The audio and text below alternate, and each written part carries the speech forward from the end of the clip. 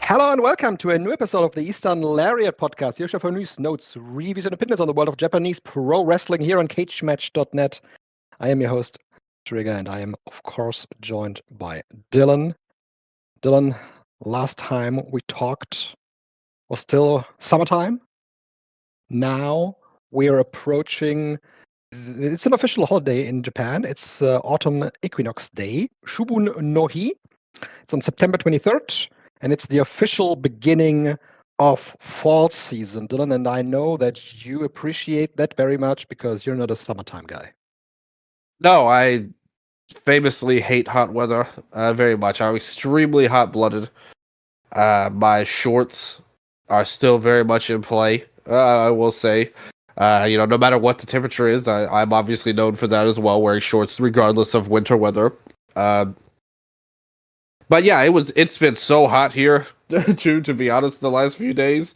I'm very happy that we'll hopefully see some cooling down, and Japan is leading the way, putting it right out there, making a full holiday of it. The fall season is in play, the autumn season is in play, whatever you want to call it. Summer's over. We're done with that crap. We're done with the heat. We're done with the sunburns. And all the rest, which I did get a very bad one recently. I'm not gonna lie, on there. So, very much feuding with the sun currently, and now it's time that I score some W's. I feel like, and that starts with cooling the weather down and getting to the fall season. Dylan versus the sun, headlining match. Somebody needs to take that bastard on. Hasn't the sun caused enough misery in our lives? With so much heat. Yes, it does, but it also lets us live our daily life here because otherwise we wouldn't have the light, the sun. So there's pros and cons, like in life for everything, you know. What if you're like way up north, like Sandre? Yeah, Sandre he has a very special relationship to the sun because it's gone for a couple of months. Every year. Yeah. See, that's why, I want to be in Norway. I want to be in the North Pole, man. Like, I want to be away from the sunlight for 3 months at a time or 6 months or however long it goes in Norway. I wouldn't want that actually for me, but if you're used to it, I think it's something that you can live with pretty good. Yeah. I mean, that's true. Yeah, if you were like born there and stuff, it would be kind of weird, to be honest. Like at this point, I mean, we've lived all of our lives with the sun, right. So maybe we have to try to. I just want the sun to meet me halfway and not be so damn hot and all that. Okay. I can see that. Is that fair? It's fair, yeah. Okay, I appreciate that. I appreciate that you backing me up somewhat. You also met me halfway, so we can meet the sun halfway. What a lesson! What a life lesson that we've taught to people today. We also met halfway, Dylan. It's here at around noontime. For you, it's early in the morning. So we are recording this on a fine Sunday here before the big holiday in Japan and before some big shows that are lined up on the 23rd of September. We're going back, Dylan, to the summer again. In the summer, we had this show from All Japan Pro Wrestling from Ottawa where they drew a little bit over 2,000 fans. It was the final of the Senichi Junior Festival, which was an incredible match between Atsuki Aoyagi and Rising Hayato. We had a great tag title match where Hideki Suzuki and Kengo Mashimo won the title. Daisuke Sekimoto came in as X. Naoya Nomura made his return to defeat Ryukyu Honda in a great match. And it felt like that All Japan regained some of the momentum they had lost in the first half of 2025. Then we had the show from Machida. No, not from Machida, from Matsumoto, where Jun Saito defeated Yuma Aoyagi to retain the Triple Crown, and Atsuki Aoyagi won the junior title, which was not such a great show. And then the Oudou tournament started on the 24th of August to an actually good opening day with Naoya Nomura defeating Yuma Aoyagi in a match that is rated 8.30 by the cage match users.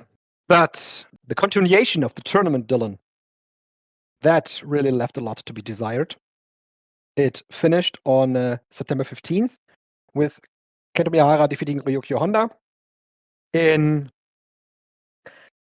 I would say it was better than the opening night main event where Miyahara defeated Kengo Mashimo, but it was still a very formulaic Kento Miyahara match against Honda here. So Miyahara won the tournament, is the number one contender to Jun Saito. I think we have seen that match before in this run, didn't we? Let me check. They definitely fought in the Champion Carnival final to set up his title run. They fought on before the Champion Carnival, actually.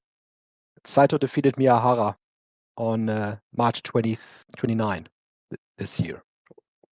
Yeah, I mean even last year, like that was the Champion Carnival final to even set up this title reign. So we've seen it. We've seen it multiple times. Seen it multiple times. They are going back to that, and it's it feels to me that they are going back to square one with Miyahara, right? Yeah, I mean, it's a shame because when we talked about that first night show, I was like super excited after the Naoya and Aoyagi match. Yeah. It was like, okay, this is the Yuma I've been waiting for, that I knew was still there. Nomura, he's great. Like, put the belt on him, type of deal. And then after that, things just fell off a cliff, like pretty much immediately afterwards. And it was like, whoa, like back to reality. It's like, it's like the next thing we're seeing is like all of Havoc is scoring singles wins. Ren Ayabe is beating Jun Saito. And it's like, what's going on here? Like what's going on in this company right now? And it was a really rough watch, I do have to say. And I wasn't in love with the end one. Like, I'm not here jumping for joy over it. But when you compare it to this one, I was like, man, this was pretty rough. Yeah, like you said, we had the second day of this tournament. Cage match rating for the match between Odyssey and Hideki Yuzuki is 3.67. That's pretty low. Over Shotaro Ashino is 4.9. Then third day, there was Ren Ayabe over Jun Saito, which I thought was pretty good for a main event. I'm somewhat, not totally, but somewhat turning the corner on my take on Ren Ayabe. I think he has been better in the last couple of months. Feels more like that he is moving around better and becoming more of a full-fledged wrestler instead of a guy that seems very awkward in the ring. Zion defeated Homori, very low ratings as well. Honda defeated Komarashi in a solid match. The worst one, like the Zion and Homori match. Yeah, that was pretty bad. The Shinkiba show was pretty solid. Nothing spectacular though. There, Honda over Davey Boy was actually one of the better Davey Boy Smith matches I've seen in some time. Yeah, that was pretty good. Like, I do have to say. Ayabe and Zion was also pretty solid. A main event for that show. And then it took us right to the final second round matches with Sekimoto over Odyssey in a. I don't know even how to describe this match, Dylan. What would you take?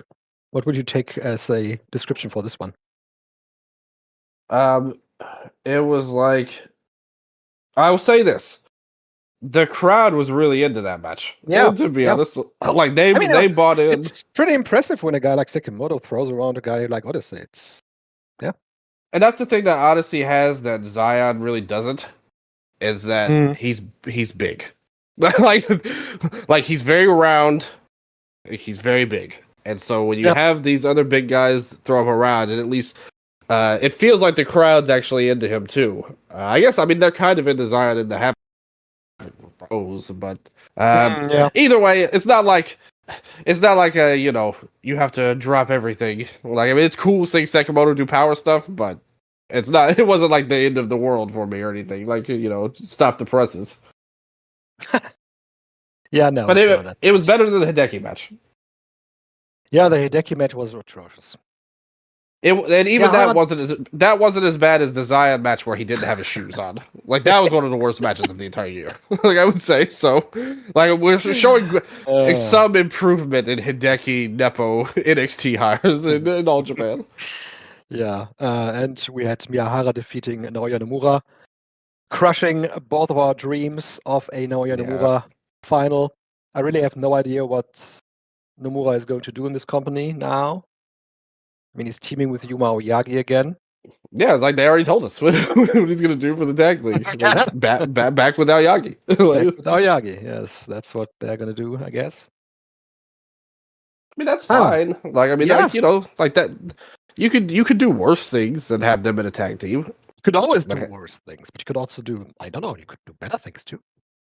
Well, and obviously, like, we feel like he would be a really fresh guy to have at the top of the card. I would say. Like that. Yeah, exactly. Like, they don't feel like that. Clearly, they wanna have old reliable Kento back, and I get that. That they want that because it's their comfort food.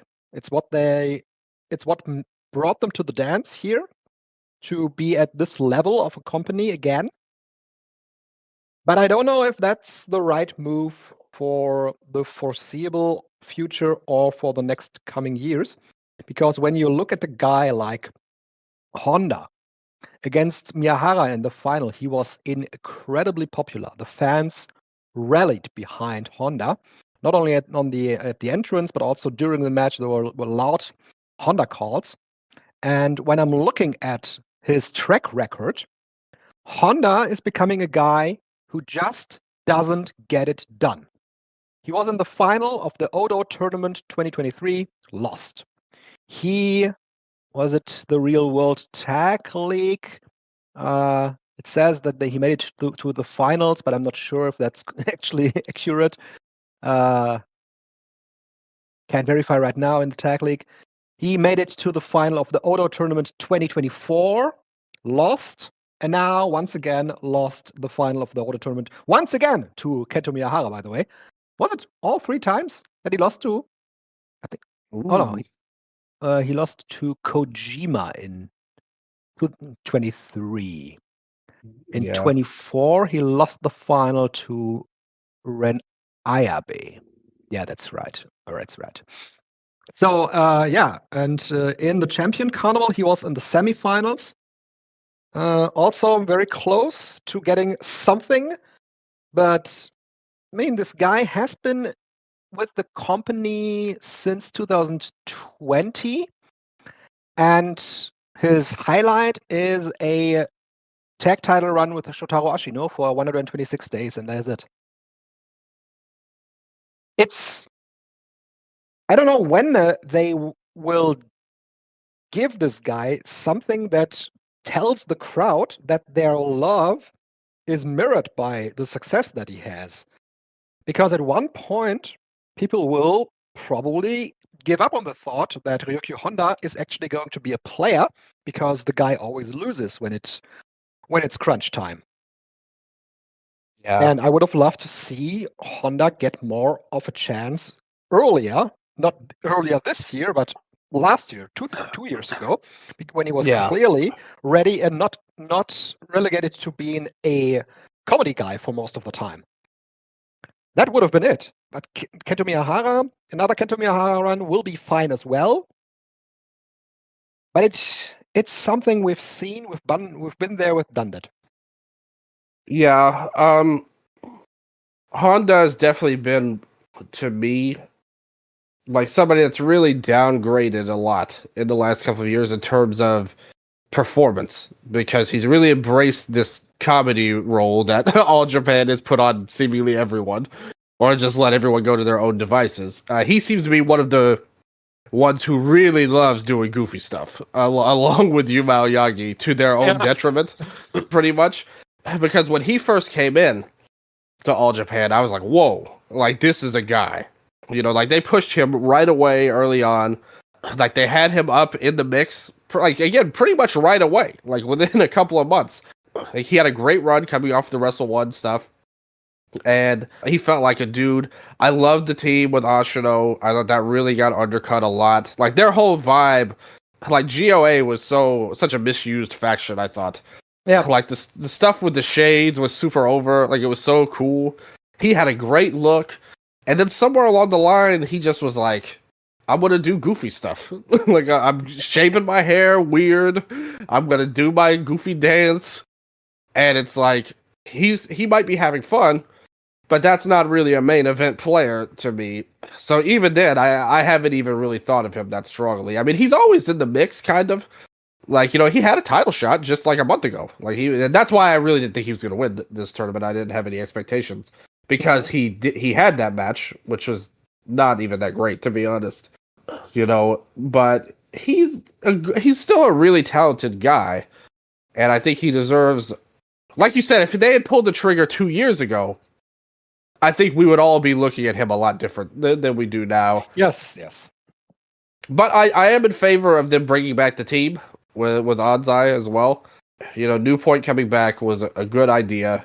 I think it kind of grandfathers Onsai back into the mix. And to me, they're one of the favorites. Like that could be the final to me. New Point versus Onsai and excuse me, the New Point versus Aoyagi and Nomura. Yes.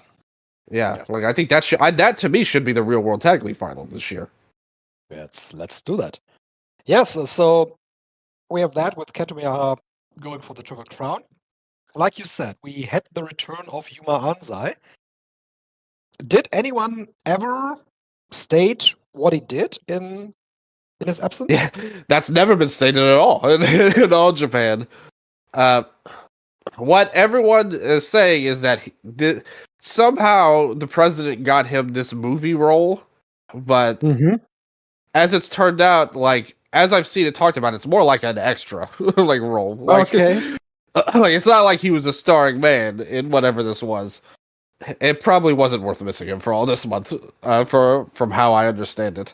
A huge waste of time, as you would expect from the president. And it's created somewhat of a turmoil in the company. I mean, he was a huge loss. Yeah, him and Hayato lost the All Asia Tag title to Atsuki and Yuma Aoyagi, who never defended it actually, and lost it in their first defense. He was missed surely in this Oudou tournament, and overall in the company. You could see it from the reaction of the crowd. He even came. He didn't even come out to his own music. He came out to Jun's music here in this semi-main match, but the crowd reacted heavily to him coming back. And obviously, he is one of those that they should really get behind on once again. So that was just such a weird deal of him missing 2 months of action in All Japan Pro Wrestling, where they somewhat scrambled to find something. Like you said, this Havoc faction, that is really over with the crowd. It's really over with Shotaro Shido, seemingly. He seems to be really into it. And I get it, you know?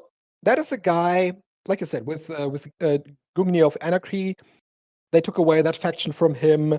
It has happened to him multiple times that he had start and stop runs. Famously, of course, he won the Champion Carnival, right? They won the Champion Carnival in 23, and then a really good final too. Yes, broke his arm, couldn't wrestle for the Triple Crown, and never got back to that spot. Never ever again. And he was floating around in the card, and for him to get something like this probably is a good way to go right now. It's not a comedy stable. It's a serious stable with two guys from the outside coming in, trying their best, and Ashino is around to be the Japanese link for them. So for him, I guess this is probably a good role. Yeah, I do want to correct myself. I said New Point, but it's really New Period. Their team. New Period. I don't know why I said New Point. It's like 7 a.m. for me, and I don't. This isn't my ideal time to record, to be honest.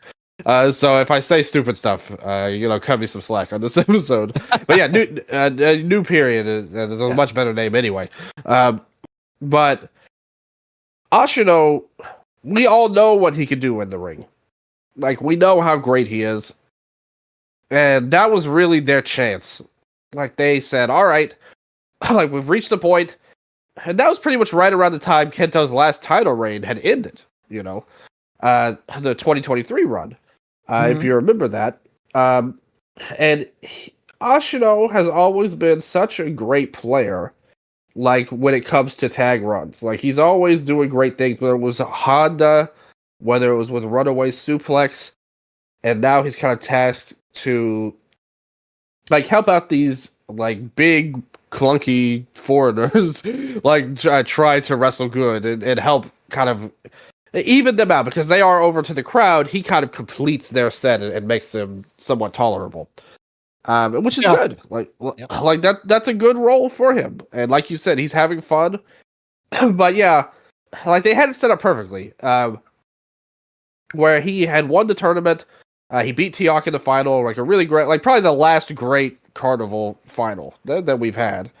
Then he was set up to face Nagata, like, because remember Nagata had beat Kento for the title back then, and like that would have been a great role for him to kind of bring the title back to All Japan, but it just didn't work out, and it led to a lot of stuff that happened. Like, long story short, when Ayagi, then Nakajima coming in, and he really went on the back burner ever since his injury, and that's the risk you have when you miss months due to injury. Like, you can be surpassed on the card, and he never really has gotten back to that place at all. But he's an important cog in the machine, but he's not positioned to be more than that, really. Yeah. Like he's always like a glue guy on the roster, utility player. That's the best way you could describe him as, is like, on a baseball team, he'd be like a bench guy that gets a lot of starts, like spot starting, like guys who need a break day. When I'm looking up and down this roster, it feels like there are lots of glue guys. But there are a few guys that really come to mind that could be in position to get the next Triple Crown run.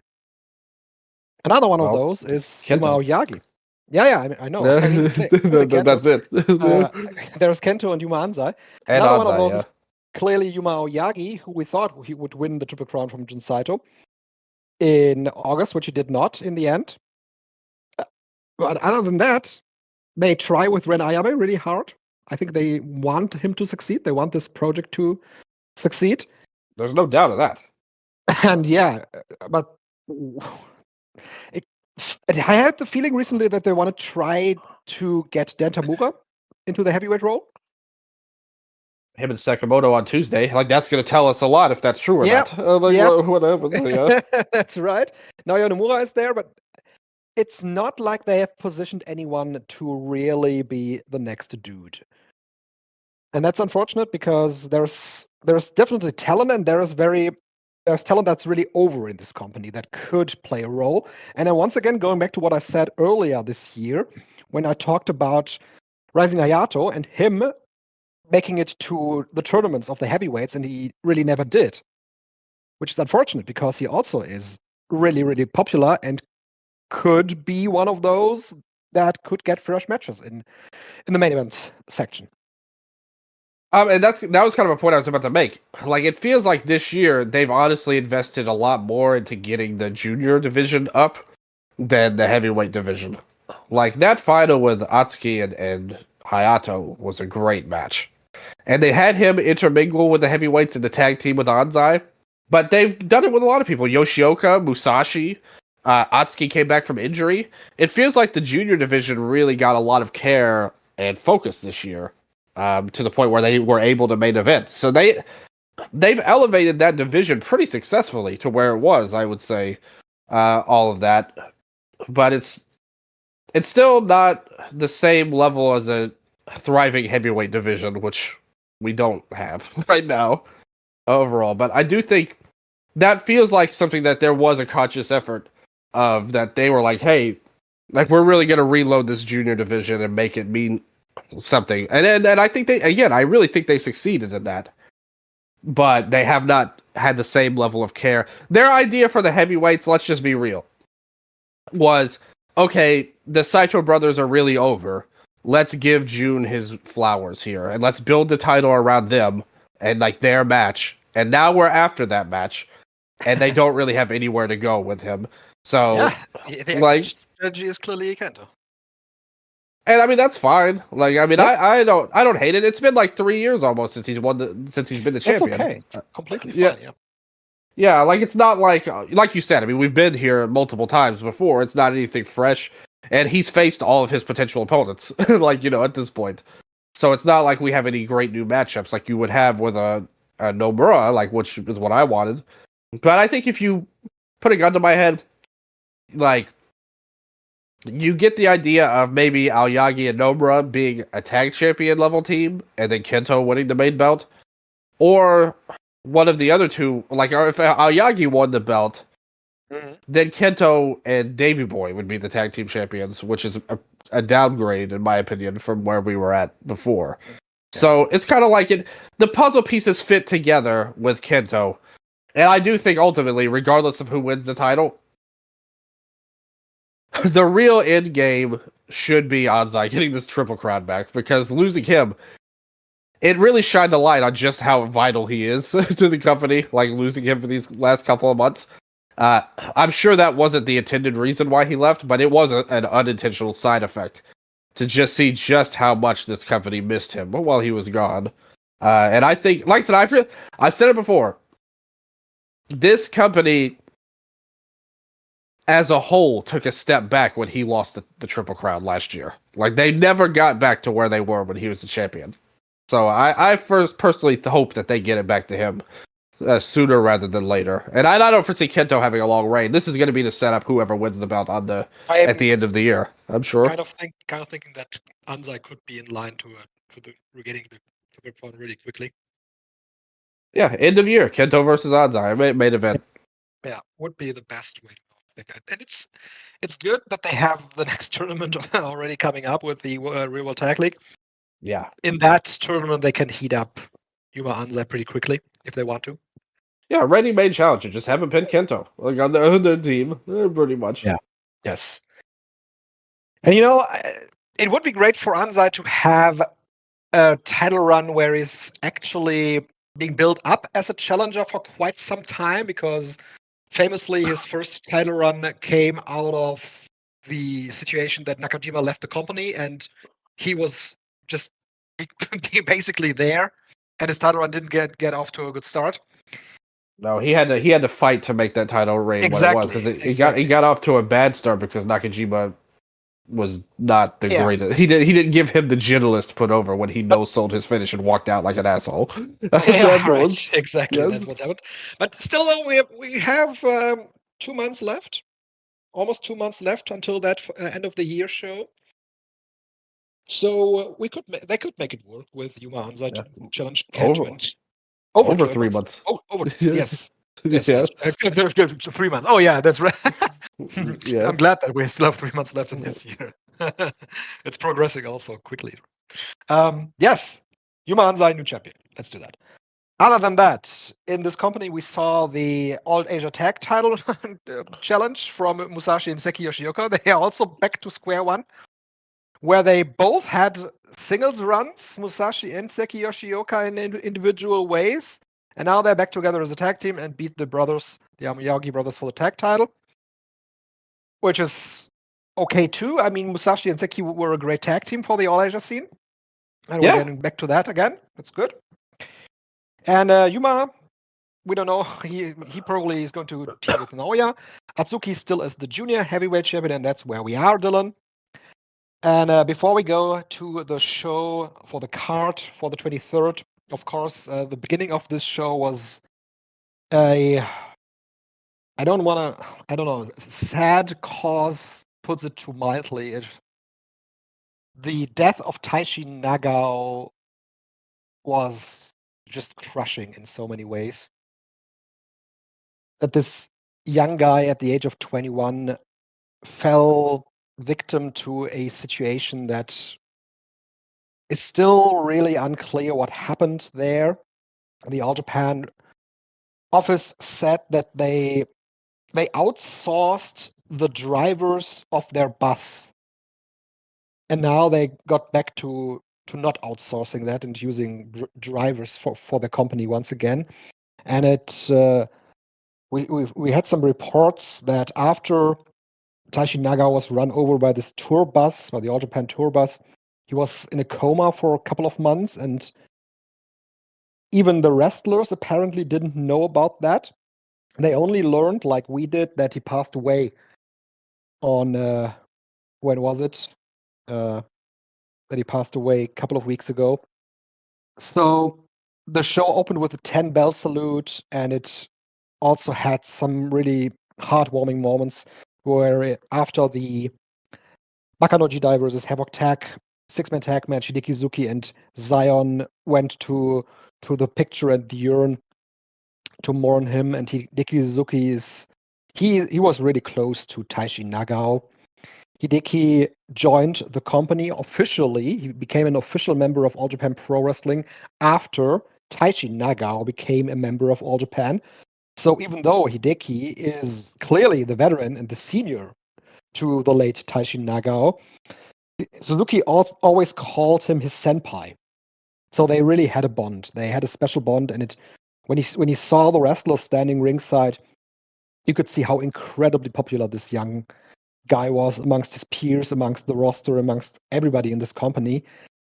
And this life, not even the career, this life coming to an end the way it did under these really weird circumstances is just horrible. And it's something that we never wanted to see, obviously. He was really in critical condition for months on end, which was obviously a sign of how serious that situation was. And we spoke about it before. I pretty strongly felt there should have been some kind of investigation into things, to be honest. And we did get that eventually. Yeah, but unfortunately, after it was too late for it to make any meaningful difference. It really, from what I can gather about it, like, this sounds like a really terrible accident. Which, I mean, I think we all kind of figured that anyway, to be honest with you. I don't think anybody thought anything, crazy or nefarious happened. It was just a very tragic situation. The only thing I would have been worried about with that investigation would be if there was some sort of negligence on their part, that maybe this could have been prevented somehow. And things, again, we're kind of dealing with translations and things like that, because I was really shaken up at his passing on a personal level. Like, I mean, I just thought this was so sad, like, to see this guy who really didn't have, like, obviously nearly as much as we would have wanted, but he didn't have that much time in the ring, unfortunately. And even then, he really carved out. He was a guy I was super high on. I thought he had a ton of potential and was a really good worker already. But, like, even still, just to see this guy at just, in his early 20s, like, he had a whole life ahead of him, never mind wrestling. And I was really hoping he would be able to get through this and be able to live a normal life and maybe even get back in the ring one day.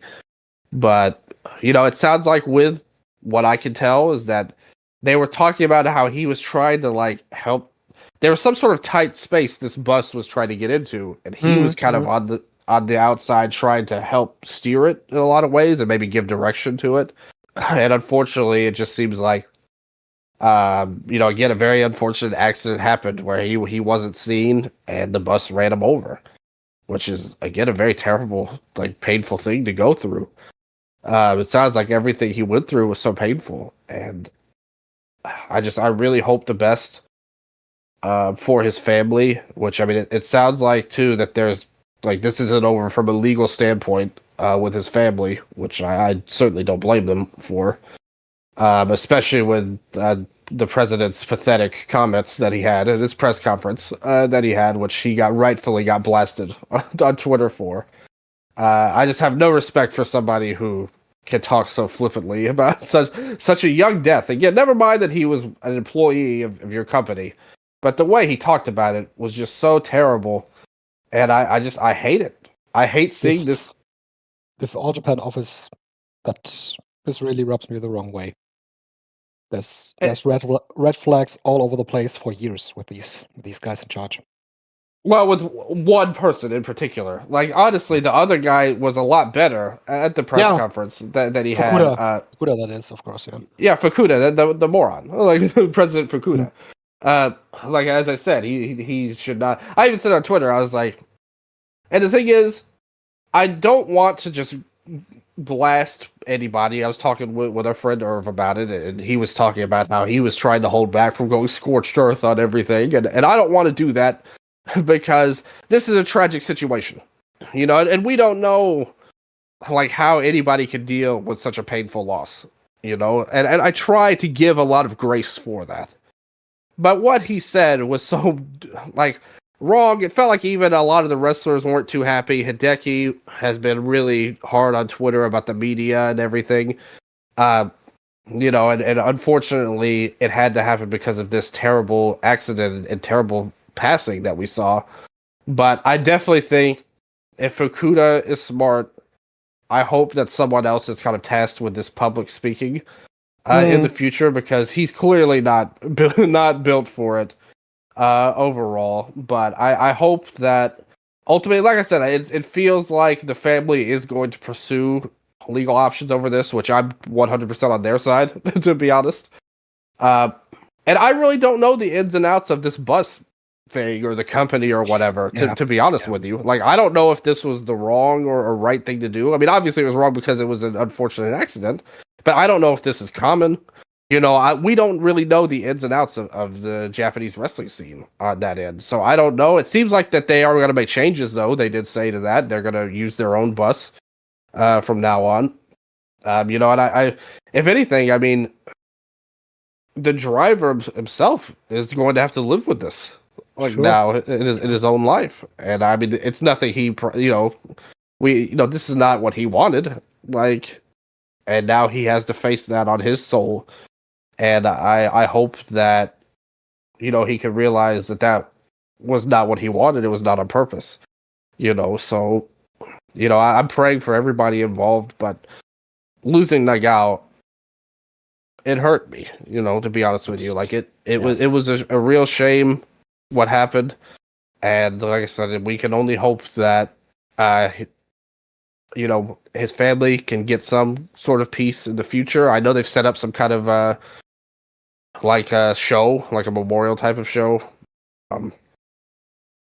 You know, but I pray for the soul of Taishin Nagao, and I hope that he's looking down, and he can be proud of the company that he would have been a pretty big part of. I have a good feeling if he had stuck around, because his talent level, like I said, he wasn't even around that long. We don't have all of these memories that we've made because he just wasn't able to be around that long, unfortunately. But even in that short time, he really made a good impact and showed what he's about in the ring. And I think he had a career, even if it's short, he had a career to be proud of. And it shows with all the people that loved him so much, and people like Hideki that was respected and, you know, really put him over big, as that he knew that he would be something special. So, you know, rest in peace, Nagao. You know, God bless you and your family. And I hope that we can all, you know, make sure that he's never forgotten, like a lot of statements has been made, you know, because he deserved to be remembered. He deserves to be. Yes, that's right. Yeah, from that, we have the card for the 23rd, Dylan, with 8-man tag opener Ashino, Smith Jr., Seki Yoshioka and Tomonori Abe against Rena Yabe, Rising Hayato, Ryo Inoue, and Shota Fuji. There is a Gara TV title battle royal with various entrants. Takashi is defending the title, obviously. Then we have the Pro Wrestling 2025 with Dentamura versus Daisuke Sekimoto, not against Suwama, against Sekimoto. Yuma Anzai and Ryukyu Honda team against Yuma Aoyagi and Naoya Nomura in a prelude probably to the Real World Tag League. Junior title is on the line when Anzuki Aoyagi defends against Musashi. World Tag Team title match. Hideki Suzuki and Kengo Mashimo go against their challengers Zion and Odyssey, and Jun Saito versus Kento Miyahara for the Triple Crown, like we talked about. So, like you said, this card looks pretty good on paper. Yeah, it's Tamura and Sakamoto. It's going to be an interesting match, I would say. Why'd you think it would be Suwama? Didn't you say Tamura versus Suwama? No, Sakamoto and Tamura. Okay. I thought you said Suwama earlier. No, yeah, it's going to be interesting in the way that I don't expect Tamura to win this one, but it's going to be very telling on what his immediate future will look like, depending on what Sekimoto gives him, or how long this match is going to be, or if he's able to come close to defeating Sekimoto. It should be a good match. What happens if June retains over Kento? What are you going to think of that? I mean, Ren Ayaba still has the win over Jun Saito. Yep, yeah, he beat him in the tournament. Could we see a Ren Ayaba Triple Crown Championship run? Probably not to go into the main event of, like I said, because we're nearing the end of the year. Like, they're going to want to have a big match on that end of the year show. Yeah. And like both June and Kento fit that bill. Like if June retains here, he'll probably be the champion until the end of the year. Maybe they could do something with his brother again, like a rematch for the end of the year. Depends on when Ray's coming back. Yeah. Not sure. Big shout out to Ray. Shout out to Ray. Not sure if he's going to be back for the Real World Tag League. I saw on Twitter where he said he really hopes that he can drink beer soon. There. I love that. Big scoops on the Eastern Lariat. Like he really hopes he can get back to not wrestling, but drinking here soon. But yeah, maybe Anzai. It just feels like this is destined to go to Anzai at the end of the year, regardless of what happens. So hopefully this match could be good. I would probably rather Kento win other than June win, just because I haven't been like super in love with this title reign, to say the least. Mm-hmm. But like if they just want to go finish out the year with it, I wouldn't. It's not like I go crazy over it, but we'll see what happens. It's not. And the thing is, like you said, either way, it's not that exciting. Like whatever happens, it's not like I'm going to be over the hills for this. You just have to hope that Kento, I mean, hopefully, if anything, he can make a good, positive business difference for the title. Hopefully. That's right. Yeah. So the first batch of entrants for the Real World Tag League was announced on the final of the Real World Tag of the Oudou tournament. Maybe they're waiting to announce Jun and Ray Saito. They're announcing the second batch. I think it could be on this show. I'm not sure right now. Yeah. So they have the All Asia Tag Champions, Musashi and Seki Yoshioka. There's Zion and Odyssey. Talos is back to team with Ren Ayabe. I think this team has a pretty good chance to making it really far in this tournament. Hokuto Omori teams with Kuma Arashi. Hideki Suzuki teams with Kengo Mashima, of course, and Kento and Davey Boy Smith Jr. That's the first teams, and the rest is going to be announced. Yeah, and I guess that is it for All Japan Pro Wrestling. Yeah. Rest in peace, NAGAO. Rest in peace, NAGAO. Yes, September 23rd also will see the final of this year's N1 victory for Pro Wrestling Noah. And the group stages just finished as we are recording this show. A couple of hours before the show, we started recording. The show ended, and we have the final set of Masa Kitamiya of Team 2000X against the former member of Team 2000X, Jack Morris, who had to go to a decision match against Galeno in the main event, in the actual main event of this show, where Jack Morris was able to put Galeno away with a Tiger driver after both had won their matches earlier. And so it's going to be revenge for Jack Morris after he was thrown out of 2000X. But he didn't cross paths with Kitamiya as a member of the group. Is that right? Did Kitamiya come in after Morris was thrown out? Yeah, He did, right? the chairman. The chairman. Yep, the chairman is there.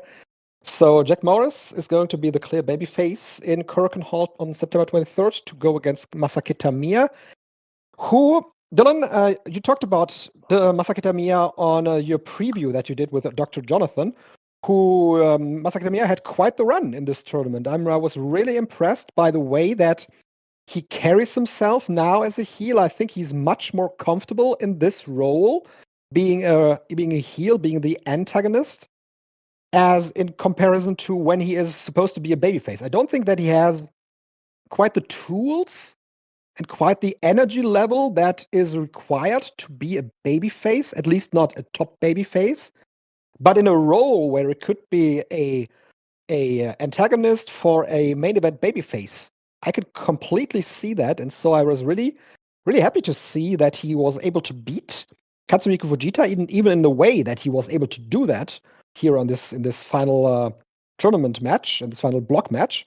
So him going against Jack Morris, that could be calling for a great final. Of course, always with the asterisk that we could see some shenanigans from Team 2000X. Yeah, that's the problem that I had with his tournament. The Masa Saito tribute gimmick was never a winner. Like, if we're being honest, like that was not what you want out of a top star ever. Like, I would argue, and it's cool for him, and that's his mentor, and I get that. But he has such a better aura.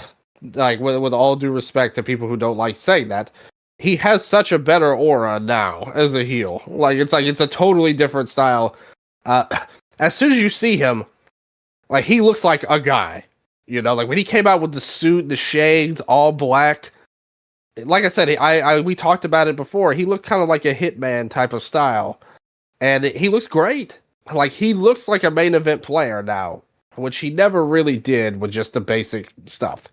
The problem is, in this tournament, his matches are some of the worst to me because they're all featuring Tadasuke running in and doing stupid stuff on there, and we have so much of that already that in all of wrestling, not just Noah, that's going to really turn me off if that's what this is about.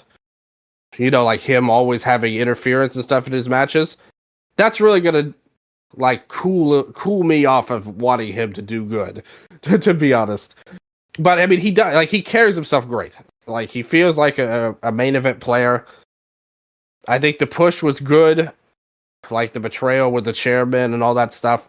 Like, the turn was good, like with the chair. I wish that they had Sugiura in the tournament, just because they're the tag champions right now, and they should both be in my opinion. But nevertheless, he carries himself well. Me as a fan, I don't really like his wrestling at the moment, and it's just because of how the matches are laid out with the interference spots. But I mean, he carries himself well. He feels like a top star, and he never really felt like that to me. Like, I mentioned this before. They really had one chance with him. Yep. When he shaved Nakajima and got the win in the big cage match, the clip of him jumping off the cage, like, that felt like his moment. If you were going to really bring him up, they had that, and then they didn't do it, and he just has been floundering ever since. One more of those cases where the actual loser of the hair versus hair match did gain much more from that than the actual winner. Yeah, because they pushed him. Like, unlike the winner of the match, who again floundered for 2 years until this heel turn, and now they're getting behind him again. In this tournament, I thought he had a very good start against Manabu Soya, tapping him out. The match against Kenta I liked. I thought it was probably the best match that Kitamiya had.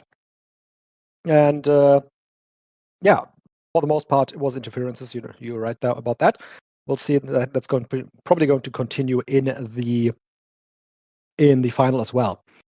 So, but you have a super babyface against Morris, like, against as well. So, from a dynamic standpoint and a match layout standpoint, it's good, like what they did, because Jack is very over to the fans, and his style is very, like, him being a heel was just dumb. Like, to be honest, I was just going to discuss that with you, Dylan, and I am I'm at the same, mostly at the same standpoint as you. I was thinking about that. So this weird detour of him being part of Team 2000X now led to him becoming the finalist of the N1 victory against the new guy of the heel faction that threw him out earlier. I was going to ask you before, but you already gave the answer. Do you think that it was worth it for him to take this detour? I don't think he really lost anything because he had already, to me, and I said it on the preview, I felt like he had plateaued already as a worker. So, like, you got to have this detour, as you call it, and that kind of cooled him off long enough for them to kind of heat him up again in this tournament. The turn kind of gave fans a hook to rally behind him again. Because I remember when he won the national title, his run wasn't any great shakes or anything to even talk about, really. And after that, again, he's another one that kind of he got lost in the shuffle for a while. So actually, the heel turn kind of helped in the grand scheme of things because it gave fans... It was good because it helped facilitate the turn on him to give fans more sympathy. And he really knows how to parlay that in his matches. Like, he's a really great babyface energy to him. And I think that really comes across in a lot of his wrestling overall. So he's really been able to utilize this turn to a great achievement here in the final of the tournament. You do have to question if this was the first option because he was fighting Ozawa on the last night of the tournament. And they ended up having to do this draw type of deal to get it in there to where he had an extra match anyway. So it makes you wonder if this wouldn't have been Ozawa's spot. But, if not, Jack was clearly at least a 1A choice.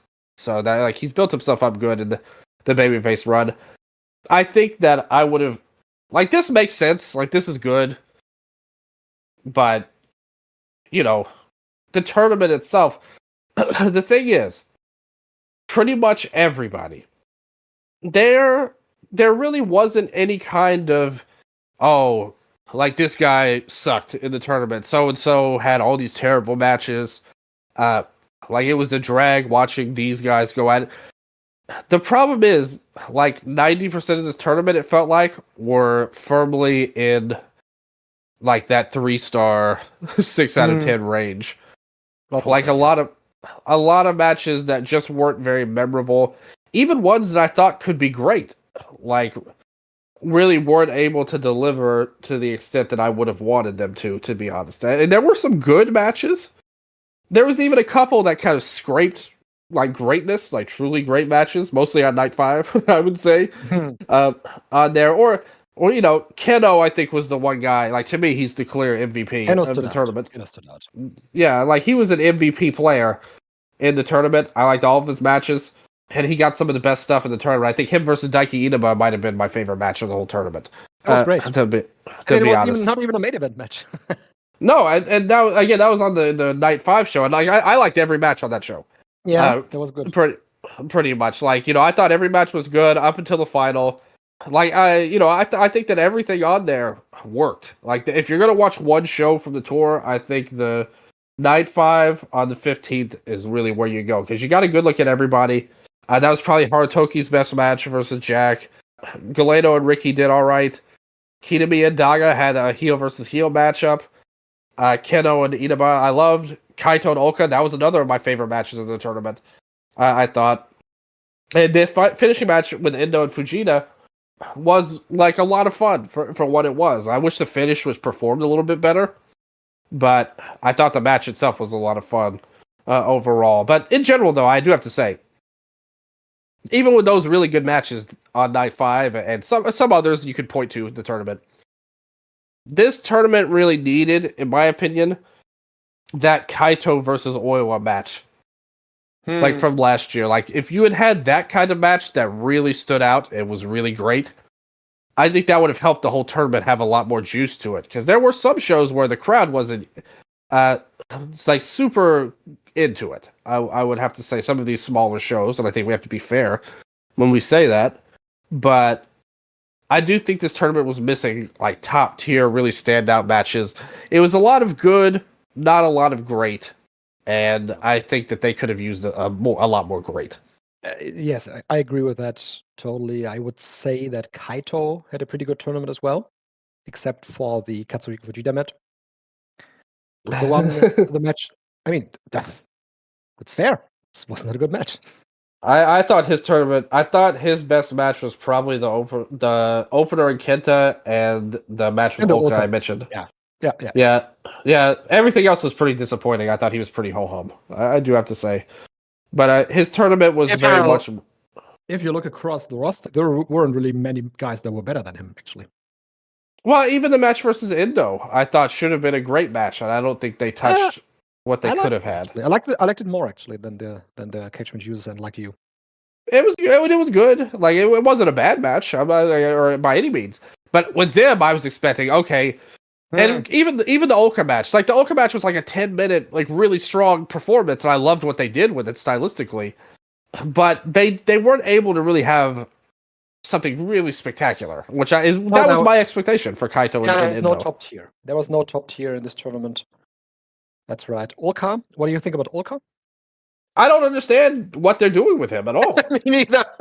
Like you have to wonder. It's funny because I remember when he came in, we were talking, wow, I really hope they don't hotshot him too fast because it feels like, and they've clearly said, you don't have to worry about that. I don't get it. He was a tag champion not that long ago. He had a ready-made storyline with Kenta. That was the match I was looking forward to. I thought for sure that could be a chance for him to get a big moment, even if he wasn't booked. But instead, it's just like, we're going to have you lose a lot. Like, you're going to be at the bottom of the block. I don't know. Yeah, and when we're closing into the big show of at the end of the year / beginning of the year, and it makes you wonder where his place will be on this card. It kind of feels like that for now he's on the back burner to not have a really ready-made storyline for him. And it's weird because he's one of those guys that, much like in All Japan, he's one of those guys that really needs to work for the company, to carry the company into the next foreseeable future. He feels like he should be one of their young up-and-coming stars, but for whatever reason, I liked what they did with him up until this tournament. To be honest with you, I thought they had a really healthy rise up for him, and I loved the tag team stuff he was doing with Keno, and they just seemed to pull the plug on that out of nowhere. So I don't know. I don't know where he goes from here, but could this be a test run for him? I mean, he came in from MMA.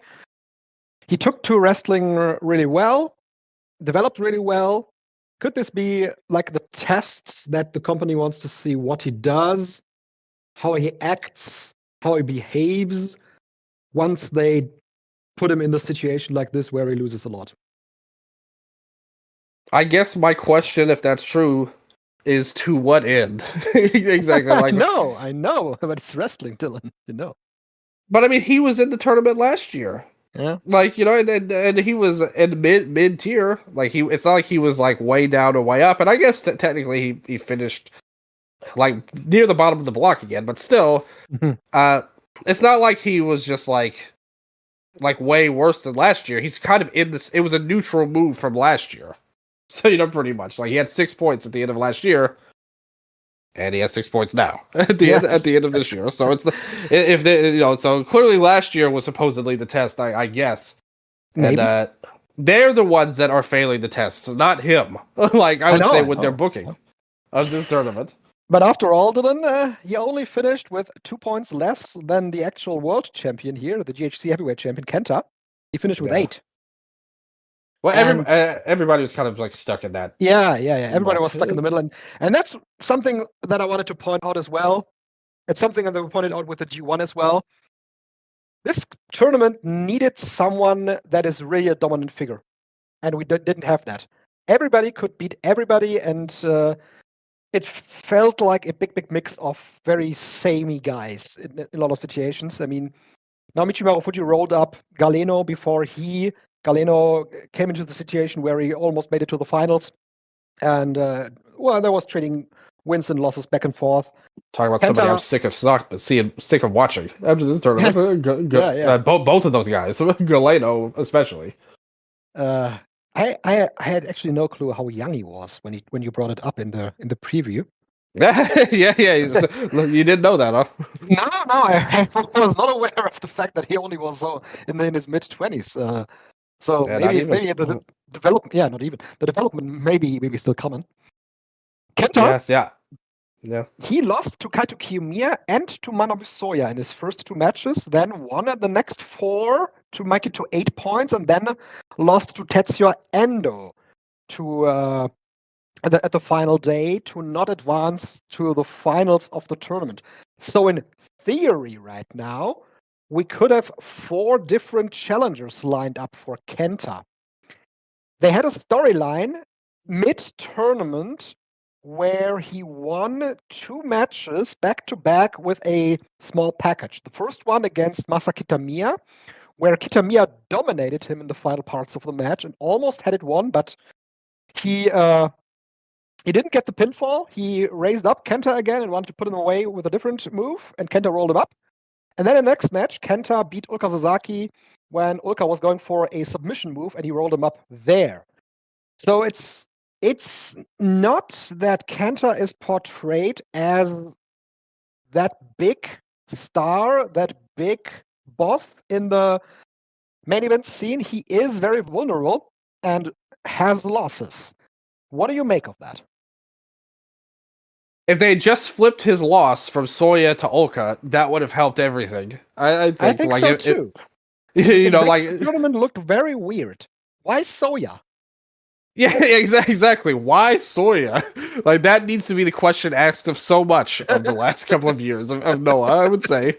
But Kenta, like he's wrestling good. He was one of the better guys in the tournament. He got more time, and that's another thing you have to look at in this tournament. Pretty much every match was sub 15 minutes in the tournament, like up and down. Like there were very few long matches throughout the whole thing. But I guess a part of that is they had not that many shows, and so they had to have a lot of matches on the shows for the tournament. So I guess they wanted to balance it out a little bit.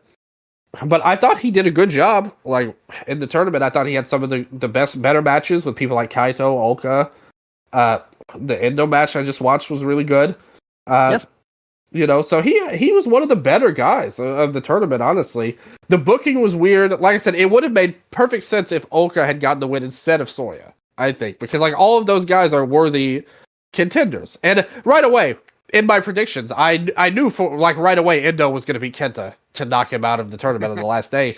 I thought it would be Endo advancing, personally, instead of Masa. But like they accomplished what they wanted anyway, so it made sense. They gave the loss to Kaito. Kaito's been doing this new gimmick throughout the tournament, which I definitely think is an upgrade over what he was doing for much of his life at this point. So they did accomplish some stuff in the main picture. I think Kenta did a good job. You're right about him not being like a dominant champion at all. We'll have to see where he goes from here because he's had a really weird run so far. The match with Marufuji was not exactly critically acclaimed, I would say. Nothing that Marufuji did was critically acclaimed. Well, I mean, by the end of the tournament, he had he had his resurgence, like after Ozawa got hurt, and he took everyone burying him personally. Clearly, he went on his rage post, he started rage posting on Twitter, and he had this chip on his shoulder, and he wanted to have good matches, and he came right back. He's like, look, I'm going to kick people hard and chop people hard, and like let's just stick to that from here on and now. We're not going to do this dive in the crowd crap anymore. And I thought his best match was against Keno, and that's Keno. Everyone's best match was against Keno, pretty much. Jack Morris, Daiki, Inaba, Horitoki, all of these matches didn't really do anything for me. Yeah, I mean, he was better than where he was at with Kenta and Ozawa, where he got the top star hurt in his match. Yeah. So, and like the Keno match was really good. Like that was a legit, really good match. Everything after was not dissimilar from everyone else's tournament. It was like 6 out of 10 level, like throughout. I would say so. by his standards of where he was at going into the tournament, it was probably better than I expected overall, because that Kenta match was so rough. Yeah, I had no idea after that Kenta match how he was going to go through all these matches in the tournament here. And then the Ozawa match, like where it basically like started a Twitter riot after that match. Yeah, and deservingly, it was deservingly so. Horrible. Yeah, yep, yeah, deservingly so. Like, and like I said, he clearly saw all these comments. So got pissed. For those that don't know, because maybe someone didn't watch, Osawa did a moonsault to the outside, and he jumped a little far, but Osawa always does jump a little far, and Marufuji just did make no effort whatsoever.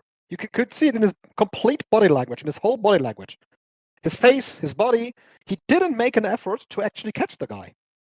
So Osawa crashed and burned and is out for a couple of months now. And he got the blame for that, and I think rightfully so. Deservingly so. Yeah, deservingly so. But again, at least he used that to fuel him, because he clearly improved greatly after that match. It's still not great. Like, I'm not going to tell you that. But I'm just saying where he came greatly from that. That's correct, yes. Yes, and the Kenta match was a terrible match. Like, at the end of the day, like total bust in the main event. I do like how honest Noah seems to be. Even after that match, Kenta was kind of like, that wasn't my best work. the promo, like, that was basically his promo. He cut like, I'll be better next time. And then after Ozawa got hurt, the Noah president came out and was like, man, if Ozawa's out, this is a huge blow to Noah. Like, this is going to affect our attendances. Like, I was like, dude, you're right. like President, you're right. I don't even know his name, but like, you're telling the truth, at least on here. So it was very refreshing on that end. That at least everybody was honest. Like, hey, Marufuji sucks, and like the losing Ozawa is a huge blow. Like, they didn't try to be like, oh, it's a team effort. Everyone's important. Like, no, like, this is our top star. Ozawa is really clearly very important. Yeah, exactly. Like, it's very obvious. It's nice of them to acknowledge that. But again, like, I do think Marufuji deserves credit for like going from such a low point and at least using that as fuel to improve again. So I'll give him that. It still wasn't a great tournament by any means. He probably shouldn't have been in it. Why was he there and not Sugiura and Go? And that's the thing. Like, they really didn't even tell any story with his tournament. No. Like, ultimately. Like, in my predictions, I thought, okay, this would be a good chance for him to put over some people. Kind of a continuation. Put over Ricky Knight Jr., the outsider. Well, he did do that, but I mean, like, the continuation of where he was at last time, where he lost every match of the tournament, the last one he was in, which was a couple of years ago now. Instead, you just randomly bring him back, and it just seems like kind of an ego trip. Like, it was somebody who got a lot of criticism in the Kenta match, and he needed to prove his doubters wrong. Like, that's what this felt like. The fact that he lost to the outsider makes it feel to me like an ego trip, because he didn't had the final loss to one of the domestic guys. No, he didn't even put over that many people. Like, like what was the he was in contention on the final day. Yeah, exactly. Like, he was the leader in the block, like, heading into the final day. So it's like he didn't put over anybody. And that really totally does not reflect the body of work that he had in the last couple of months. And it's not only that, Dylan. I mean, this guy has a horrible track record in the last couple of years. Just think about the Ibushi match. That was the worst. Like, that was the worst of all of these matches. But it's funny because everybody was blaming Ibushi for that. I mean, Ibushi was toast because his body was giving up on him. But we now saw with the Kenta match that Marufuji is just not able to deliver any kind of help, assistance to the wrestlers that he is with in the ring. Yeah, and Ibushi ended up bouncing back in AEW. He looks a lot better now than where he was in Noah. And Marufuji did have that great match versus AJ when AJ Styles was in Noah that time last year. That was a great match. And I thought, okay, if we could get that was really my rep on Marufuji for the last few years, to be honest. It was like, okay, this guy's usually toast, but once a year, he's going to lock in and have a great match. We saw it in that match with Ospreay a couple of years ago as well. Right. It's like if he can get an interesting opponent that he's motivated for, he could deliver big. But this year, we really didn't see that. The closest we got to Keno, which was not on the level of those AJ or Ospreay matches. He's clearly not Tanahashi.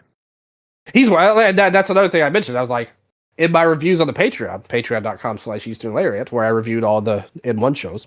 Every single match. Every single match, as always. His run early made it that much more impressive what Tanahashi's been able to do at his age to me. Like, his Tanahashi was a worthy member of the G1.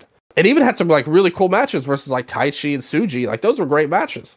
And Marufuji could not reach even that level of a tournament there. And again, I think that just shows you how much we should respect Tanahashi for being able to put out what he does in this like last gasp run that he has. And you have to think that Marufuji, his time's coming. Yeah. Like, his run is not going to last much longer at this rate. Like, he has to retire soon. He will retire after Tanahashi. He will last longer than him. Yeah, I mean, that's fine. Like, I just wonder what, again, will his, because it really feels like he took a lot to heart about this last couple of months, and he's had a hard, again, he hasn't been treated friendly by the fans, and again, deservingly so. I'm not criticizing the fan reaction at all, but clearly he's taken it to his heart. And will that motivate him to like want to do more and prove more people wrong? Yeah, I don't know, man. Yeah, it's probably time to go for him, at least from the big stages. Yeah, I mean, I thought we were at that point already, but yeah, me too. And the thing is, when he's in the tournament, and guys like Shiozaki and Sugiura are not, you got to question what is the strategy here, except for this guy is booking himself to be at this position. Yeah, he has more power than the other two. Like, that's what this really proves. So other guys in this tournament, Dylan, Haratoki, because I'm just mentioning Shiozaki. Haratoki defeated Shiozaki and came into this tournament finished with 2 points, if I'm correct. Yeah, he finished with 2 points, actually. And it was a forfeit win on top of it. Win with Ozawa. Yeah, exactly. I'm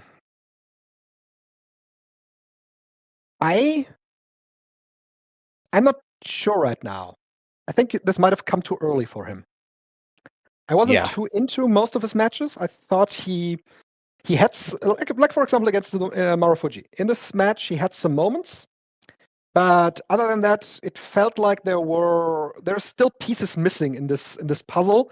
That is the full Haratoki heavyweight wrestler in Pro Wrestling Noah, and these pieces didn't come together in this tournament for most of the matches for me. He feels like a guy they want to make into something, He's a project, yeah. Yeah, heading into the tournament, commentary was always like really bigging him up. Like, hey, buy your stocks in this guy, like future star, like he's got what it takes. Like when he puts it together, he's going to be the man. Like they were really putting him over big, and that's commentary's job, of course, and the job of the company to promote these guys.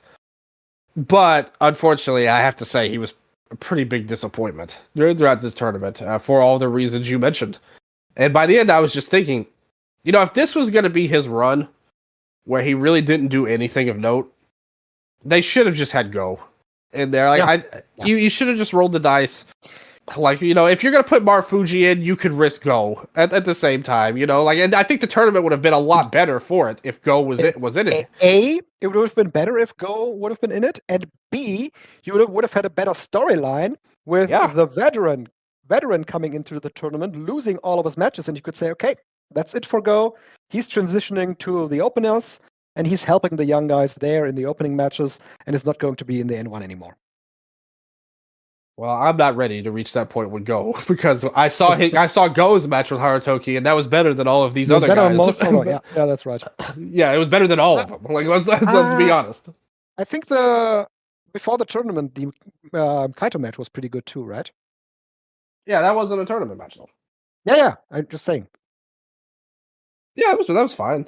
Like, it wasn't as good as the Go match, but you know, it was good. Yeah. It was probably the match with Kaito was probably better than all of these tournament matches as well. That was my point. Yeah. Okay, well, it doesn't. I mean, it's fine. The problem is It's Go fine, should have it's been in fine. the tournament. Like, you know, like Go is too good to be given up on yet. If there's any juice left in this squeeze, like, we have to keep Go and Sugiura involved in things, I would say. But they clearly they don't agree with that overall. So, you know, I don't know. We'll see where he goes. He's still young. Like you said, he's a project for them. And I mean, that's the thing. They want these guys, like people like him and Galeno, to really be something in the company. And you could tell that they put care into them. Mm-hmm.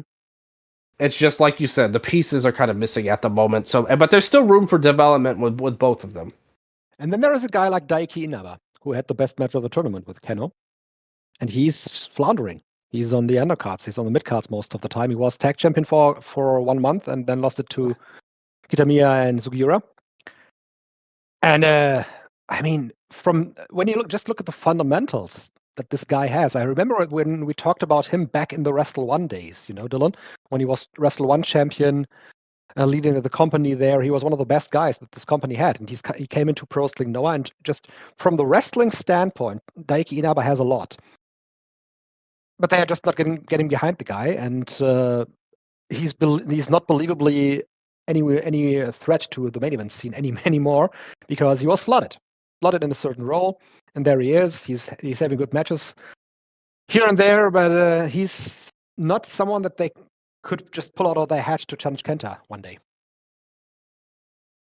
I've always said he was one of the more underrated guys in all of Japan, like especially when he came to Noah.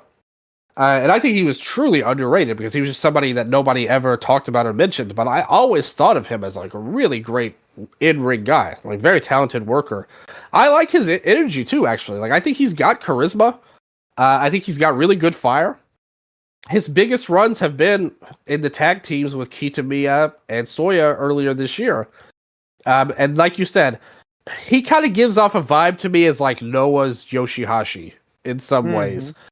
Like this underdog type of guy that's kind of been made to look like a geek for years. But he has great fire and he makes you want to go with him. As we saw with the Keno match. And I think that, you know, I really liked his run. I thought he was one of the better guys in the tournament, to be honest. Not just the Keno match. The only thing I will say negative on him, I'm not a big fan of this new move. He's got this middle rope spear thing that he has. I don't think that's the right move for him to be doing overall. I would like him to kind of go back, and who knows where he'll be, but I definitely feel like you look at how they treat someone like Galeno or Harutoki, where it feels like they have a plan for him, and compare it to Inaba, and it's a lot different. Like it's clear that he's a guy on the roster. You know, like he's the definition of a utility player, like glue guy type of dude, where they recognize he's good, but they don't think he could be a star. And that's why he's where he's at. But I do think there's more to be gained from him if they wanted to get behind him, to be honest. RKJ, Ricky Knight Jr. I didn't watch most of his matches. I watched some.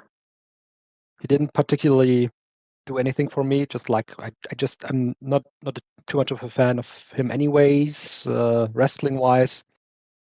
Can't say that I enjoyed a lot of his run. I don't know. I don't foresee him coming back, actually. Yeah, I thought he was okay. Like, I mean, he didn't really stand out to me, negative or positive. You know, he's a Brit Res guy. I feel like they're always, their style is always gonna put them at a disadvantage for me as a fan. It didn't help him one bit that he was compared to Will Ospreay very early on by English commentary. Yeah. Well, I mean, the thing is, that's the worst part of his game. Like, if he just stuck to just kicking and stuff like that, if he just became a strike-based wrestler, he would improve a lot, like, compared to what he does, because it's that goofy Will Ospreay stuff that drags down his matches. Like, these long, like, choreographed counter sequences that he loves doing and that Ospreay did. Like that's the stuff that sucks about him. If he just wrestles, he can actually be pretty good. He did some stuff that was all right in this tournament, but most of it was just filled with the stuff that Will Ospreay did years ago, and I didn't like it when Ospreay did it, and I'm not gonna like it when he does it. At the end of the day, I just he was fine, but he's not anybody I'm clamoring to see return at all. Overall, I don't have a positive or negative opinion about him. He was there. There was some stuff I thought sucked. Some stuff was actually pretty good, and they were usually all in the same match at the same time. So nothing outstanding. Are you clamoring Certainly to not. see the Daga openweight run, Dylan? He was. My opinion of him coming into the tournament was that he was among the most bland wrestlers in the world. Mm-hmm. And my opinion of him after the tournament is that I was right. It's funny, right? For most of the wrestlers, I can pinpoint what they want to portray inside the ring, what their character is, what their wrestling is, what the wrestling style is, what the big moves are. Daga is just a big question mark to me. I mean, they gave him the big win at the end. He eliminated Kaito, if that's a big win at this point. But he eliminated Kaito at the end. It was upset night, to be fair. He beat Indo on the first night too. Upset night? Well, they can't all be upside nights. They clearly see something. Final night is upset night. Well, for him, they gave him particularly big ones. I will say that. From where it came from, yes. Yeah, exactly. It's clear they see something in him. But I just don't know what. Overall. It makes you wonder if he was going to be in the tournament and someone like Harutoki was going to be in the tournament. Why weren't Gopiadoras in again this year? Because they were last year. Mm-hmm. If you were just going to get a junior guy to come in, why not them? They did good last year. You gave them wins. You gave them big wins, both of them. And they're on this final night. They were on the entire tour. Yeah, undercard. They could have been in the tournament. Yeah, weird. I just felt like those guys have more upside than Daga. Clearly. I mean, there's a number of guys that Sugiura could have had the spot. They are significantly more popular than Daga is. No, but there's nothing to make him popular. There's just nothing there. Yeah. Daga. Yeah. I mean, he was fine. Again, it's not like he was this terrible worker, but it's yes, fine maybe, but on the lower tier of fine, I would say. All of his matches, I thought the Indo match was good. The match with Masa was I suppose one of Masa's better ones because it didn't have stupid shit. It was just a straight wrestling match. Well, that's what I'm saying. That's why most of Masa's matches were bad. I like that. He was fine. I honestly think he was fine. Tetsuya Endo, Dylan. I listened to you and Jonathan. Obviously, we talked about him going into the tournament, where you said that there is discussion about Endo prolonging his stay in Pro Wrestling Noah. At the beginning of the year, they said that he would be coming in from DDT for 1 year on an excursion type of deal. I am at the point where I also see, much like you, I see improvement in Tetsuya Endo that I definitely wouldn't have thought he could get in Pro Wrestling Noah particularly. But I think at this point, it's good for him to be outside of DDT because he has pretty much done everything in DDT. And I think both the company and him had a certain expectation of what a DDT version of Tetsuya Endo was going to deliver to a DDT audience. And that for the past years, for the past 3 or 4 years, usually was very similar. With a very similar style, a very similar match, very similar outcome in lots of situations. But with Endo now being in Pro Wrestling Noah, I think he has found a good blend of his own style and of the heavyweight style that Pro Wrestling Noah has, while he still is able to use his explosive energy. He also is able to wrestle with and to hang with the heavyweights that Noah has. Particularly, I like that he has added the Kami no Megihisa, the knee strike of Yukio Sakaguchi, to his arsenal now, and he's using it as a big move. So, if it was me making the decisions here, I would say Tetsuya Endo remains with Pro Wrestling Noah because he clearly has the upside with his company. He has developed here to be a considerable heavyweight, to be a contender in certain situations. He beat the champion. He's getting a lot of respect with the company. To me, this is a clear win for him and for the company. Yeah, he was one of the more interesting guys to me throughout the tournament to watch, honestly. Like his matches, which again, like there wasn't anything super great, but I thought he was pretty consistent. Even the first night with Daga, like I said, that was a good match. I thought he worked well with people like Soya. The Kaito match again we liked. You liked even more than me. I thought it was good. Yep. Like I would give it like a 7 out of 10 at least. I would be between 7 and 8. Yeah, exactly. Like 7.5 ideally, I guess. So yeah, we're not that far apart on that. That was a good match. The match with Kenta I thought was really good. I just watched that. Before we came on. Really good. So I think with Tetsuya in the sky. Yeah, and he's utilized that really as his big finish. This finish, this Sky Twister press, great hang time. One of the better Sky Twister presses that I've seen this year.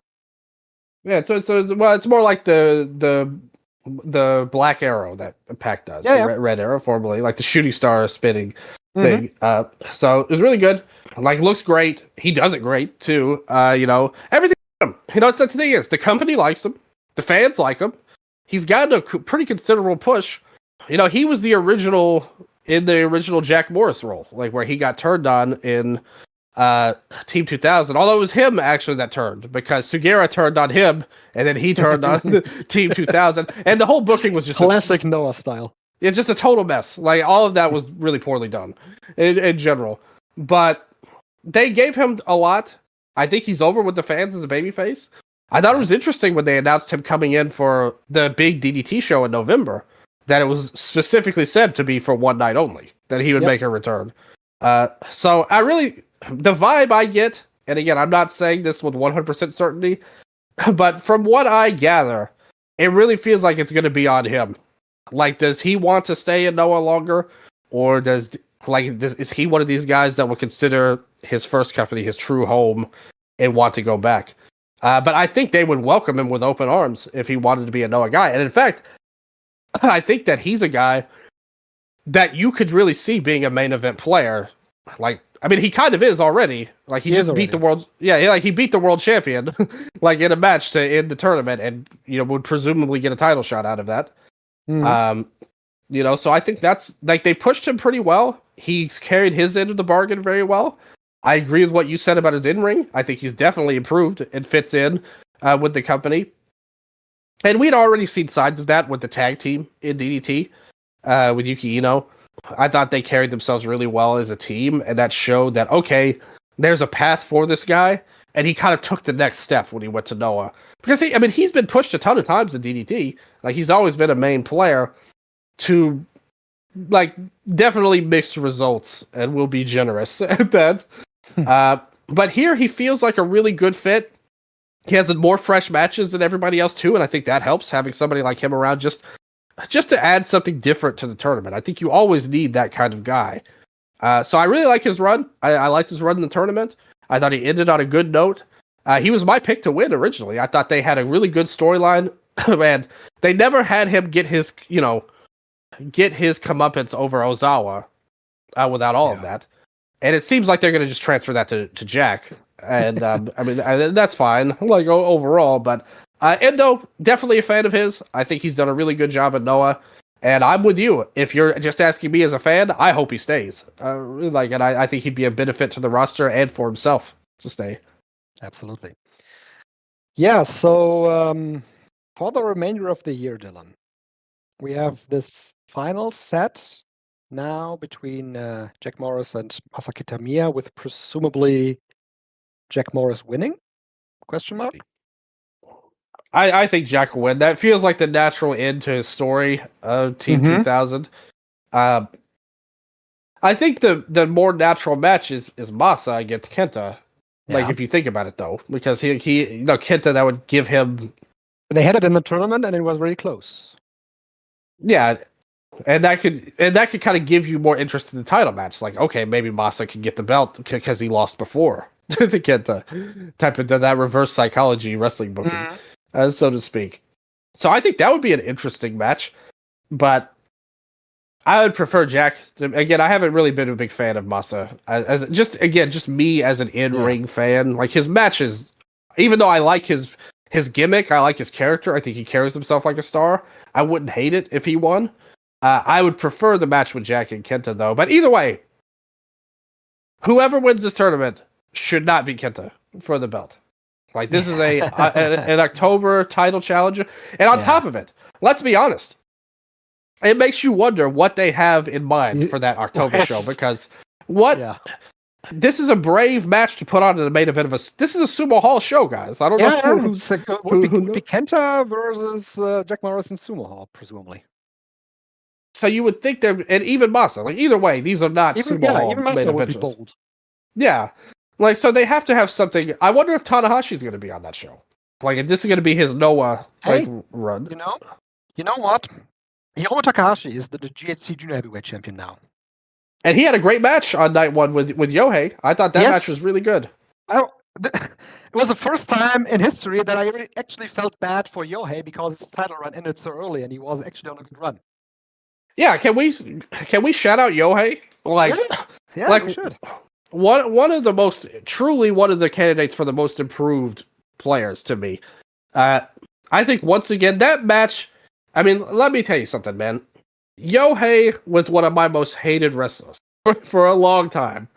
And I think to see him like grow into what he did as the champion, I think he really deserves a lot of credit, man. Like he really took himself and he came in as this Dove Pro indie guy and he grew. Like he really did. And I think if you look at his title reign, like up and down, it was good. It didn't last a ton, but he had defended it every single month. That match with Eita was a miracle match. Like that match was so damn great. That was one of the better Noah matches of all year, in my opinion. Where he fooled everyone into thinking he had a concussion for real because the selling was so damn great. Like that was tremendous. I thought he had some good story matches, with people like Tadasuke and Kotage. I actually thought Kotage might win because they had built up that Delphin storyline and it was going to be in Kotage's hometown. Yeah, that was weird.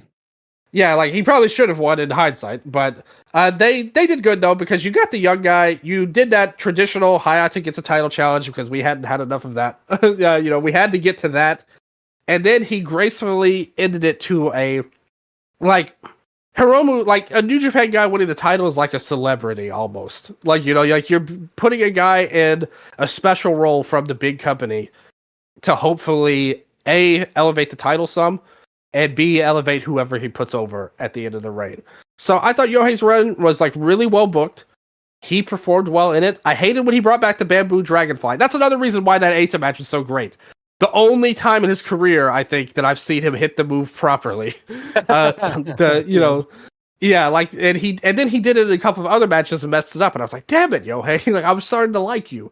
But overall, though, we have to give props to his work. That match with Hiromu was really good. If you didn't see that on night one, I actually thought that was better than all of the tournament matches. It was very good. On night one. And by the way, one of Hiromu's best matches that he's had in general. When's the last time you saw him have this kind of banger? Compare this to his Yamato match in Dragon Gate last year. He's motivated, man. Seems like that. Yeah. And my original point, or because that's why I was talking about Hiromu Takahashi, is that I am not certain, but I am thinking that we will see two other guys make their way to Pro Wrestling Noah with Hiromu Takahashi, and that's Tetsuya Naito and Bushi. That would justify putting on kind of a questionable main event if you have Naito in the back pocket on there. Now he has said publicly that he doesn't want to wrestle in Japan because New Japan is his true home. I know. But you know, right now, he apparently wanted to wrestle in the US, but he can't. He can't, for whatever reason, he can't get into the US or can't get a work visa with the US right now. So that's out of the window. So next week, he's actually wrestling in Germany. He was, like, there was this Tokyo Sports article that stated that he was going to come in August. It's now September. That's fine. He is wrestling one match with Bushi before he goes to England again, I guess. So, I mean, the guy has to do something. I mean, he has to make a living. Yeah, he's booked in Europe and in England as well, like you mentioned. So yeah, I mean, again, his public comments were that he's going to focus on Europe for now, and yeah, but you know, Europe there's only so many shows in Europe that you can wrestle at. It's when you're at Tetsu Naito. But will Noah be, and will any company? But like Noah's the only one that's even in position to even attempt to do this. Yep. Can they afford him though? Like will they? For one night, I guess they could. It just depends on how much they want to put. Like Cyber Agent wants to put into Cyberfight on there. Like obviously they can if they wanted, but these companies don't have limitless resources ultimately. No. And that might be the big problem. I'm sure they would love to have Naito, but it's just if anything too, I wonder if they wouldn't save that for the New Year show as well, if that were even on the table, and if maybe they want to do 2 dates. I just think it's going to be tough to afford its price, like from what I understand. But I mean, we'll see. Like I mean, maybe they'll do it. I mean, I'm not saying it's impossible. Like it's definitely a possibility. You know, it just seems like. That doesn't feel like it's in the cards to me, but you know, sometimes things come out of nowhere, right? Sometimes they do. Much like the card that just dropped for the final, Dylan. We have a full card. Let's talk about it. Let's talk about that. 8-man tag match. Kenta, Manabu Soya, Ulka Sasaki, and Tetsuya Endo against Galeno, Keno, Daiki Inaba, and Ricky Knight Jr. Takashi Sugiura and Daga take on Hayata and Daiki Onashima. Yohei versus Tadasuke in a singles match. They have an 8-man tag match. I want to dub this team here Team Limit Break. It's Go Shiozaki, Katsuki Fujita, Mohamed Yone, and Atsushi Kotoge. They take on Naomichi Marufuji, Kaito Kiyomiya, Harutoki, and Shuhei Taniguchi. Eita and Yunta Miyawaki team against Hiromu Takahashi and Amaxa. That sounds like a legit great matchup. It's funny because Team Limit Break was also the real name of their faction was Team Noah. Like Noah, right? You know? Yeah. GHC Junior Heavyweight Championship, Alejandro and Kai Fujimura Challenge, Dragon Bane and Alpha Wolf. Another one that sounds really great. And the final. They gave it the win earlier. Yep. And the final of Masaki Tamiya against Jack Morris. That sounds like a really good card overall. Yeah, it should be fun. Like look forward to the top 3 matches. Maybe they'll do something with Team Noah or Team Limit Break, whatever you want to call them, like that. I hope they do something with these people, like overall. So you didn't mention we were talking about the N1 Fujita and how he got on that hot run early. Yeah, he had an okay run, like most of the wrestlers in this tournament had. Yeah, exactly. He just got pushed. He got protected very well, as is Fujita tradition. It's many short main events, like it's Fujita tradition as well. Yeah, yes, exactly. Like so, it's very funny because I just loved how people were like freaking out on Twitter over that in the earlier part of the tournament. Classic tournament booking. Yeah, and that's exactly what I was thinking. I was like, obviously they're going to set him up to be eliminated on the final night with Kitamiya. Like they set up that whole story. Funny, it's funny how that always works out. Well, I understand it with him because he has a rep of being like this unprofessional guy like, and all that. So I guess I can get it. And even his losses were somewhat dubious in the tournament. Like I said, the Endo match is like he kicked out of the Tetsuya in the sky. Yeah, and then it's like he immediately. The thing is, I like the idea of it. If he had kicked out A at the last second and then smoothly went into the crucifix. The problem is, he kicked out. Yeah, he kicked out early, and then B, he basically it was so awkward getting to the movement. Even though I liked the match overall, it was a fun match. But yeah, so I just wanted to bring that up about how people reacted to that. And he's another guy that probably probably shouldn't be in these tournaments anymore. I do have to say, even though I'm historically a fan of his as a wrestler, I think it's probably the time to not have him in these in ones. Agreed. Good show in the final, though. Like I said, hopefully the main event can deliver. Like I said, I haven't loved Masa's tournament matches, but if this is the time to throw out all the stops, this is it. So I'm looking forward to the match. How this match ideally goes is we have a mass intrusion of Team 2000X. The Noah roster comes out, clears everybody, and we have a match 1-on-1. Maybe Ozawa could come back and.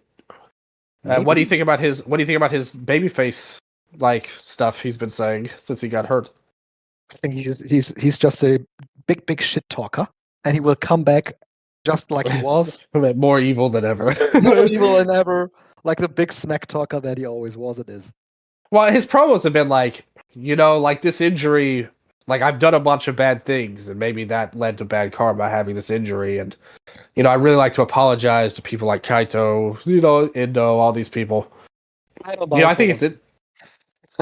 I think most people expect that, but I do think ultimately his end game is going to be as a babyface. Like that's coming sooner rather than later. Like it may not happen right away, but I do think ultimately, like he will turn babyface. He has everything that you need. All the tools that I was talking about that Masa Kitamiya is missing, Osawa has.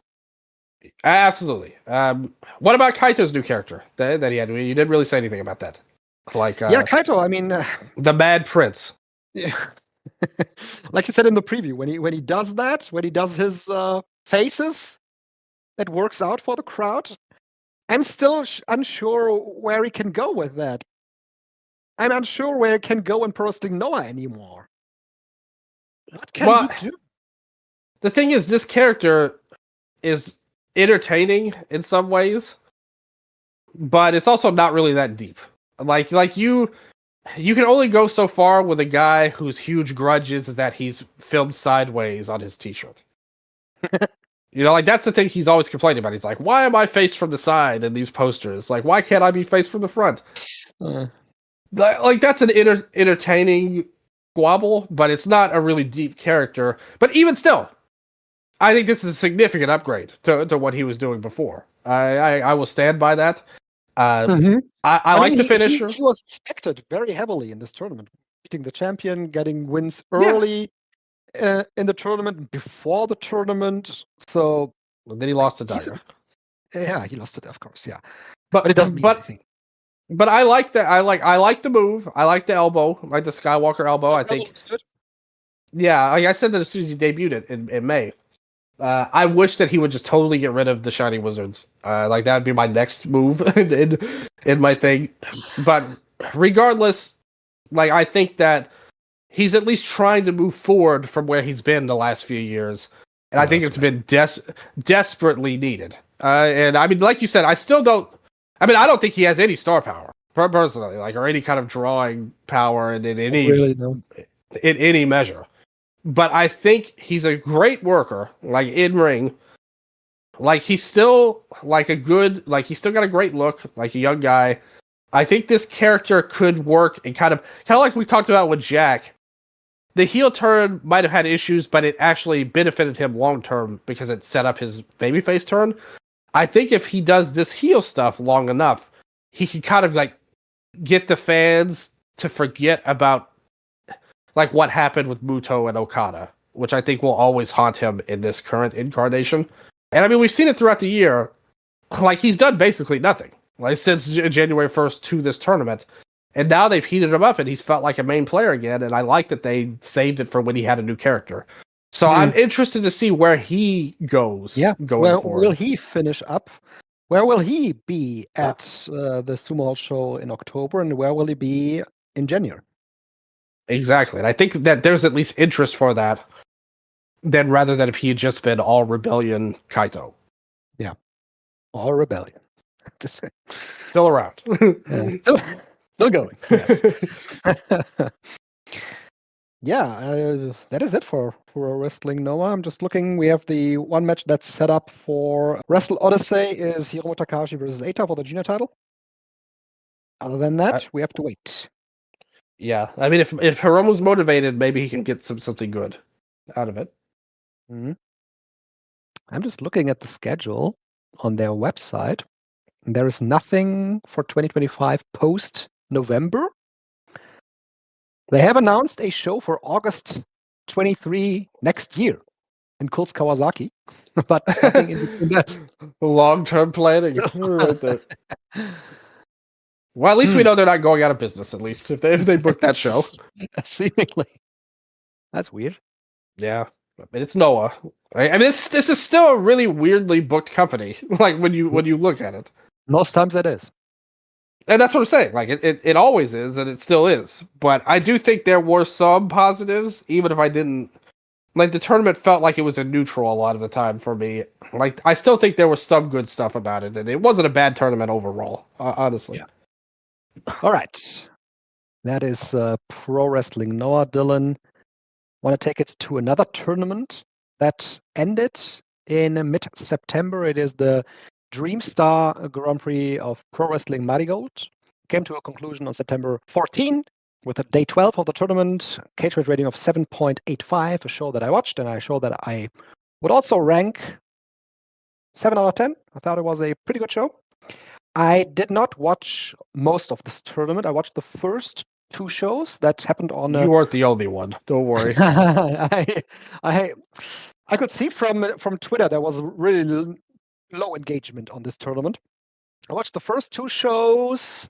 Then I watched the one from August 30 from Kirkenhall that had Mayu Iwatani versus Utami Hayashishita in the main event. A match that is rated higher than I would have rated it. Yeah, me too. 8.36, and I saw the match after I saw the rating, and I didn't think that it was any close to that. It was a fine main event match, but not more than that. So that the Mayu and Yuzuki match was quite a bit better, in my opinion. Agreed. Yeah.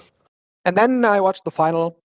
Of course, like you said, there was the Mayu and Victoria Yuzuki match, 8.56. That is closer to what I would say with that match. And in the end, we had Miku Aono defeating Victoria Yuzuki in a final match that was also really good. Not as good as the Mayu and Yuzuki match, but still really good. And Miku Aono is probably one of those additions that came from Actress Girls that has worked the best in the company. She was the national champion. She was, right? Yeah, she was the first one. Yeah, first national champion, right? Exactly. Yeah, beat Bozilla, right? Yeah, first national champion, and now she's going for the red belt that is still held by Utami Hayashishita. We all thought that she would have lost the title by now, but various circumstances has led to her still being the champion. I'm going to talk about one of those circumstances later on. So Miku Aono defeated Victoria Yuzuki. They hugged after the match. Victoria Yuzuki then challenged Mai Sakurai, who is now the holder of the United National title. So they both gained something from this tournament. Miku Aono is challenging Utami Hayashishita. And do you think that Aono is the right wrestler to dethrone Hayashishita? Well, first of all, the tournament had some good matches in it, honestly. It was a big mistake to run this head-to-head with Stardom's tournament, which got a lot more. At least do that. Yeah, it was a big mistake. Like, long story short about it, we don't have to have some big debate on it. It's obvious that it was. Like, I don't know why they did it either, but it was a big mistake. There were some good matches, though, in the tournament. I particularly liked Yuzuki's tournament. I think that her match with Sari Yamaoka was really strong. 2 kind of similar, like, super rookie type of players getting to face off. I thought they really handled that match well. Her versus Rei Seto was a really great match, I thought. Like, most unexpected banger of the tournament. Like, they did a great job. Yuzuki was MVP of the tournament to me. I also liked Mirai and Miku Aono as well, even though they hilariously did a draw, which I predicted in me and Sandre's prediction, because that's what they always do with Mirai and Aono for whatever reason. But Aono was the chosen one. Like, she was who they wanted to be the red champion eventually anyway. We saw it from the very start of the company. Like they did that whole feud with Mirai at the start, where they had like 3 draws in a row, and then she finally overcame Mozilla and overcame Mirai to get the white belt. And they've set her up on a course to be the top champion from the beginning of the company, and that's what we're going to see realized when she takes the red belt from Utami at the end of the day. And I think Utami keeping the belt, I personally thought Mirai should have won the belt in May, and I think a lot of people were kind of on my side on that.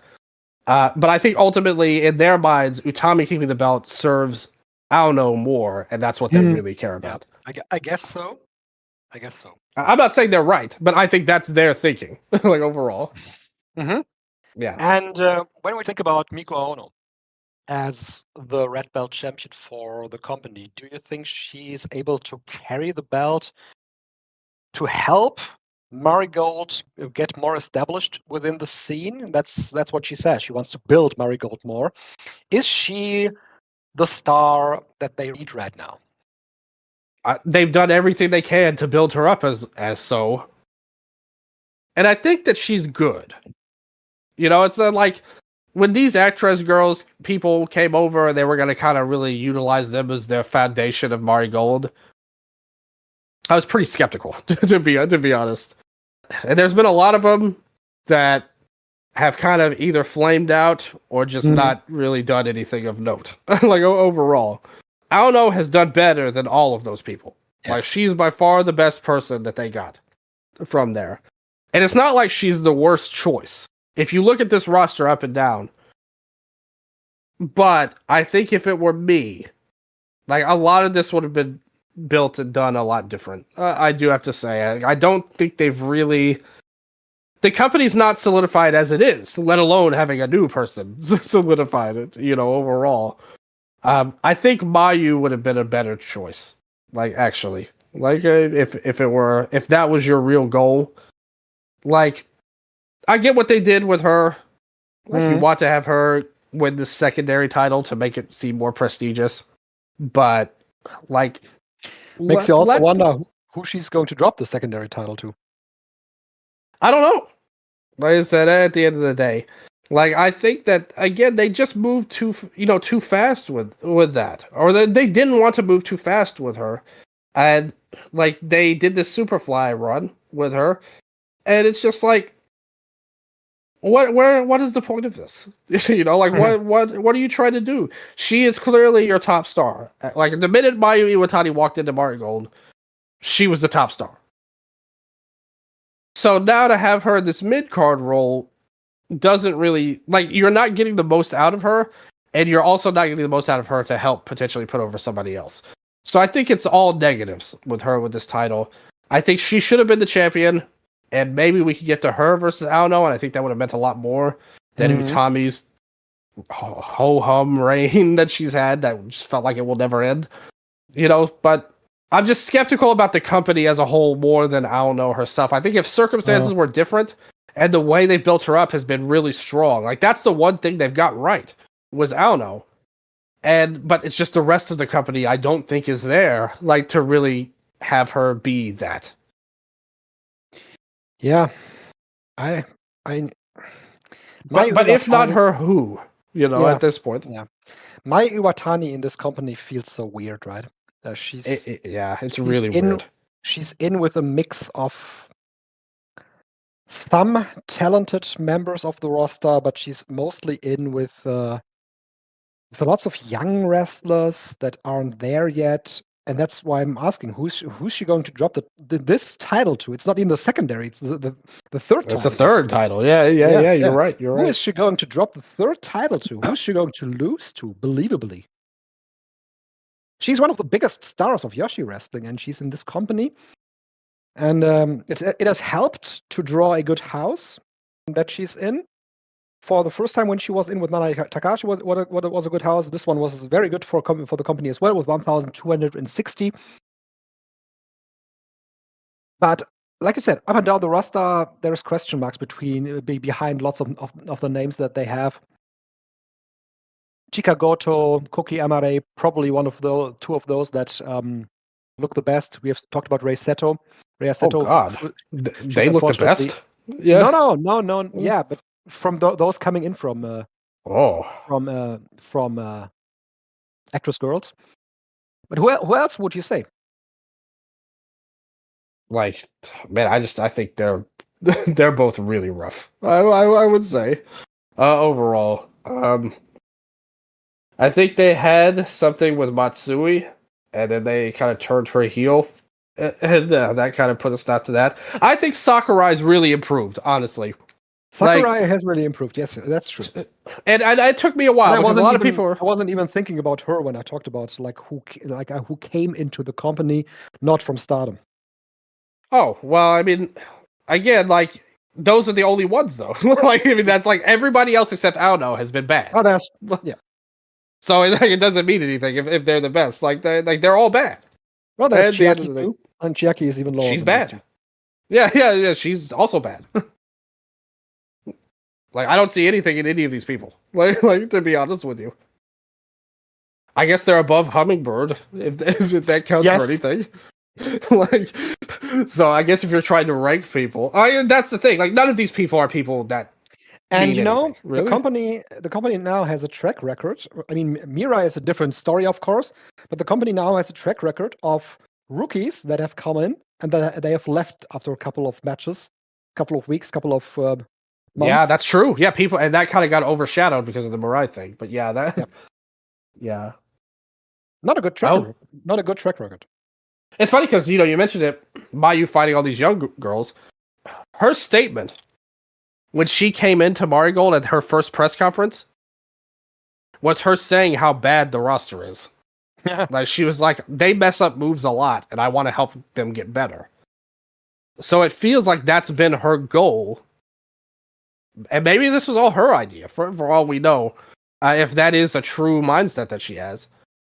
But I just don't think it's the best use of her at all. And I don't think that I mean, like I said, some of the young rookies, people like Seto, people like Yamaoka, like we already knew were good. Yep. Yuzuki was somebody that struggled mightily for a long time before this year, and I think that she's shown great improvement. Since she would probably be up there, like, as the most improved to me at the end of this, because I thought she was basically the MVP of the tournament by the end. And they've gone out of their way to put her over as a big deal. Like you said, both the main people gained something from the tournament. That's good. But there's still a depth issue in this company when you look at it top to bottom, for sure. And it's not getting better. Nope. And with Mirai leaving, it's getting worse, actually, because one of the best it's getting worse. is leaving the company. And, she said something along the lines that she wants to reflect on things she left behind. That could, of course, mean Stardom. That could, of course, mean TJPW. But I'm thinking more Stardom. Yeah, it'll be Stardom. I'll give it'll be Stardom. And with her gone, the company will lose a big player for them. At least potentially a big player, but they never really did anything with her. And we now know that the discussions of her leaving dated back to last November. But still, even before that, she should have been one of those. Yeah, before that was contention to win at least the national title, at least the secondary title. First of all, I do want to shout out Yamada, the one who's leaving. She left it right away. I don't know what happened or if everything's okay, but I hope for the best for her, of course. Hopefully she still has the megaphone that she had in her gimmick. But I hope for the best for her, whatever the reasons were. I don't even know. But like you said, she's the latest in a long line of people that have left the company. Mirai, I totally agree with what you said. I mean, I said it at the time. Like, I wasn't as high on Marigold as, like, a lot of people were at the start, their first few months. I thought their shows, like, I get the vibes and all that, but there were some red flags that were kind of going off for me pretty early on. And that was one of the biggest ones. Like, Mirai, if you look at the work, she was pretty much your best wrestler, like, in ring at this point. Mayu came in and definitely, like, stepped into her role, of course. But before that, Mirai was the best wrestler in Marigold. She was also one of the most over the first couple of months. and then they did the previous storyline I mentioned with Aono, and it feels to me like they pretty clearly made a conscious decision that they chose Aono over her to be the next in line. And she, since that, was in this like really not good team with Mai Sakurai, in my opinion. And it was just going nowhere. And I don't blame her at all for like being like, look, man, like be honest with me. Do you see me as a top person? Like, or should I just go? And I mean, she did get the push heading into the anniversary show this year and Nane's retirement show. The crowd loved it. I mean, like she was really over going, and that was by far Utami's best work as champion was against Mirai. But like I said, I feel like it was determined by them first. She sensed it herself, and then it became just a matter of time, it seems like. And they kind of stretched things out. But if you look at her tournament, she wasn't really booked as a main player anyway. And you can presume they already kind of knew that she was wrapping things up. Yep. A lot of people have speculated that this could all be some sort of elaborate, like, work type of deal. That, because, I mean, her last match is teaming with Sakurai versus Darkness Revolution. So maybe she could go rogue and be, like, you know, go a heel version of Mirai. But to be honest with you, with the comments that we saw, the fact that Rossi spoke on it, it seems pretty legit to me. That is usually not the way Japanese companies operate. Yeah, I don't think so. That they announce the person leaving like they did here with Mirai. Yeah, I mean, I don't think that's going to happen. I'm pretty sure she's going to leave for real. In terms of where she goes, you know, you just laid it out. I think the thing is, though, her going back just to... I don't know if they would be able to, like TJ would be able to sign her, like, you know, monetarily wise, like that's a negative move from where she's at already. I think that her as a freelancer is a possibility, and maybe she can do something like that. Like, you know, like... I mean, Yu is retiring, so there would be an open slot in that in that freelance role.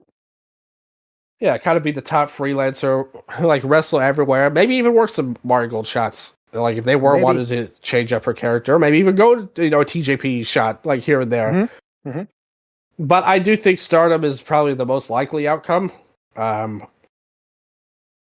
It's tough because they have a lot of great wrestlers in there, and she left before and is coming back in, and she's gonna have to kind of like work her way back up, kind of.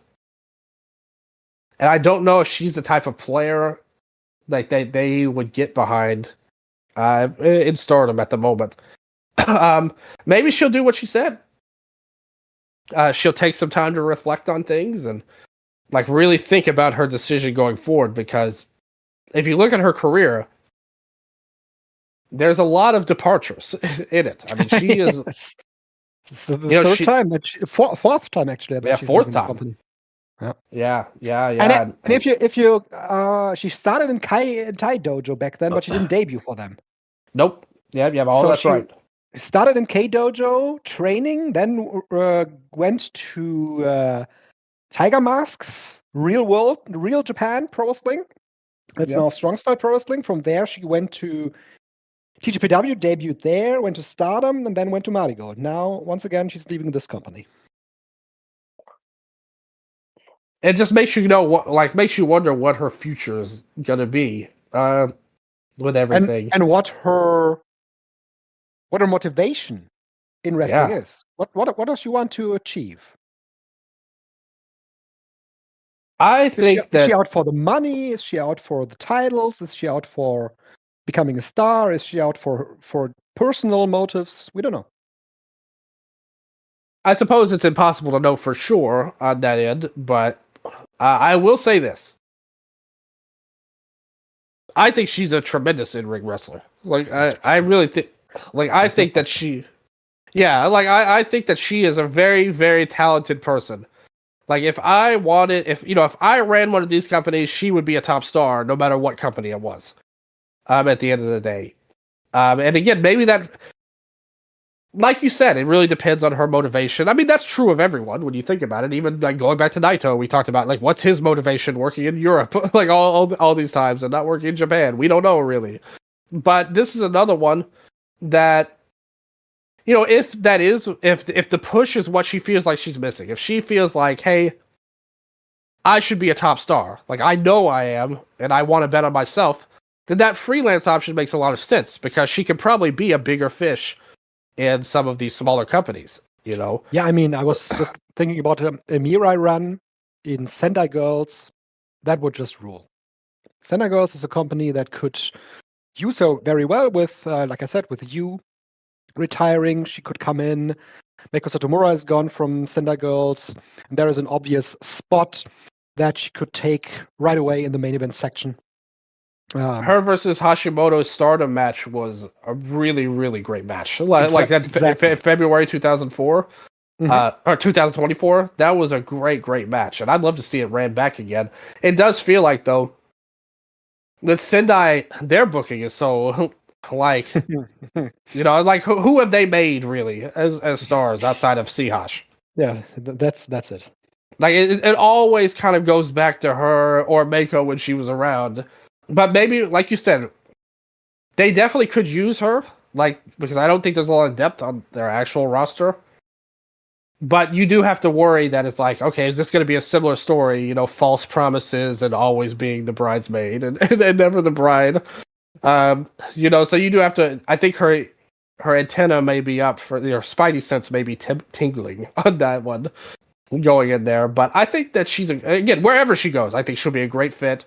Yes. A great talent and somebody that will have interesting matches literally in any company, like whether it's a freelancer or going back to Stardom. I think there's enough new people there that she would be welcomed back with Stardom, and I think would be a difference maker in a positive way. I'm sure. I mean, Stardom, they got Bozilla from Marigold, and I think they would love to get MIRAI. Yeah, that's another thing. If they do, if the heat is still there between them and Marigold, I'm sure there is. Then this is a pretty good shot, I would say, to have it there. Like you said, you took two of their best people and top stars in short order. Yeah, that's. Yeah. I mean, what do you think that locker room is feeling right now? Which one? Marigold? It's Marigold. Yeah, I'm sure Stardom's fine. They're making lots of money. Yeah, I think the locker room is shaking right now. Yeah, and just like we mentioned, there's people that's been leaving, rookies that have left. Nobody's really improving. None of the young wrestlers they brought in, everybody's still kind of where they were at. And now, your top stars are leaving on top of it. You have to wonder. Yeah, it makes you wonder what future this company has. I mean, I'm sure they will be around in some sort of fashion. But is that what these wrestlers imagined when they walked away from Stardom? I don't know. Yeah, that's a great question. And we're already seeing at least one of them. Clearly isn't what she had in mind when she left. So you have to think that it's not like you would have to imagine that there must be more people that feel similarly to this in the locker room that just don't want to leave for whatever reason. And again, I'm not judging anybody. I'm not even judging the company. I don't know what's going on with Rossi and these talents, but it does feel like the company's in a really shaky spot, and it's not a good spot to be in when you're building up to these major shows and and tournament finals and sumo halls and all this. You don't want to hear the news, oh, so-and-so's leaving next month, and also she was one of your main people.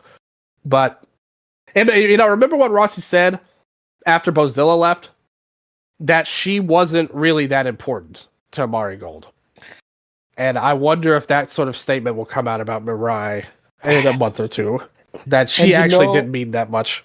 And it wasn't true about Bozilla. And yes, it was wrong. It was a complete lie when he said about Bozilla. It would also be a lie about Mirai if he said that as well. I wonder if that rubs some people the wrong way. If I was a worker and somebody I knew was a big star, and I saw the boss publicly disparaging them and saying they didn't matter, I wouldn't be liking that very much. I'd be like, look, man, he's going to say this about me if I left. Yeah, sure. And it just makes you wonder if that sort of statement's coming out. I loved how in this statement about Mirai, he was just like, people come and people go. But one thing I can say for sure is that I'm not bringing Maki Ito in. She's not coming into Marigold. I promise that. And it's like, what's that got to do with anything? Overall. Maybe. Other than she's probably coming into Marigold because he's coming into Stardom. Yeah, yeah, Oh, we know. yes. Yes, we tried to sign her, but we cannot bring her in because she's already signed. But I mean, that read to me like they're gonna try and bring her in, and like, cause, like, why else would you? Yes. Why else would you bring that up randomly, like that?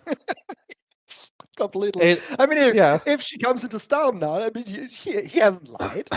It's not a lie. No, he looks like a fool if that happens. Though, would he really say that and risk that like happening? Yeah, it's a weird deal right now. Well, I think it's more likely she comes into Marigold because if not, he's very stupid for saying that publicly, especially if Stardom did bring Ito in. That would make him look even worse if they brought in Ito and Mirai. Like, so we discussed what role Mirai could play in a company like Sender Girls. What do you think is her level when she comes back to Stardom?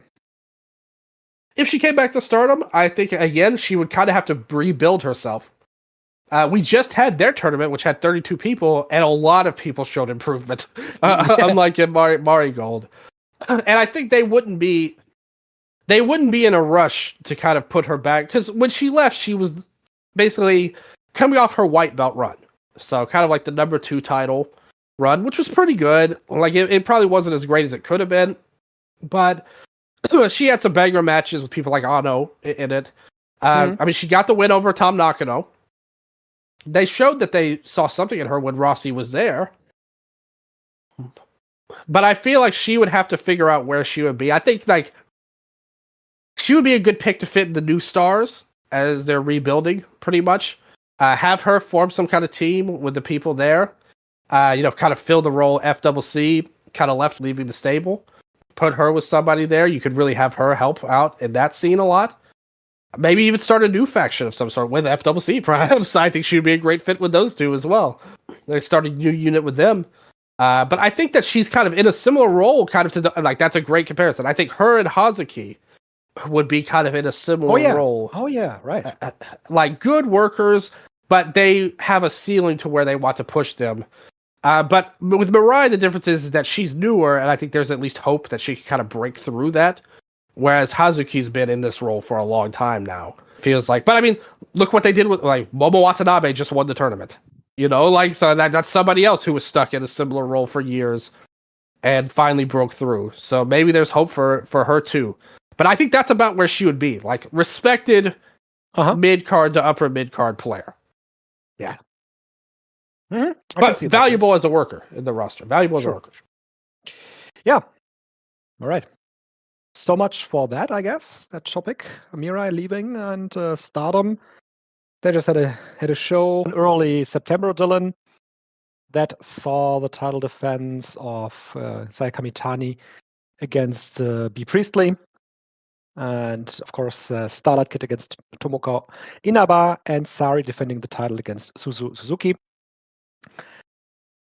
And I don't know, do you want to add anything to that show? I've not seen that. The match with Sari and Suzu and the white belt match were great. Like, well worth watching. The main event was pretty good. Like, I liked it. I think the inmates voting is accurate on it. I'm looking at their rating right now, 7.23. Like, definitely a match worth watching.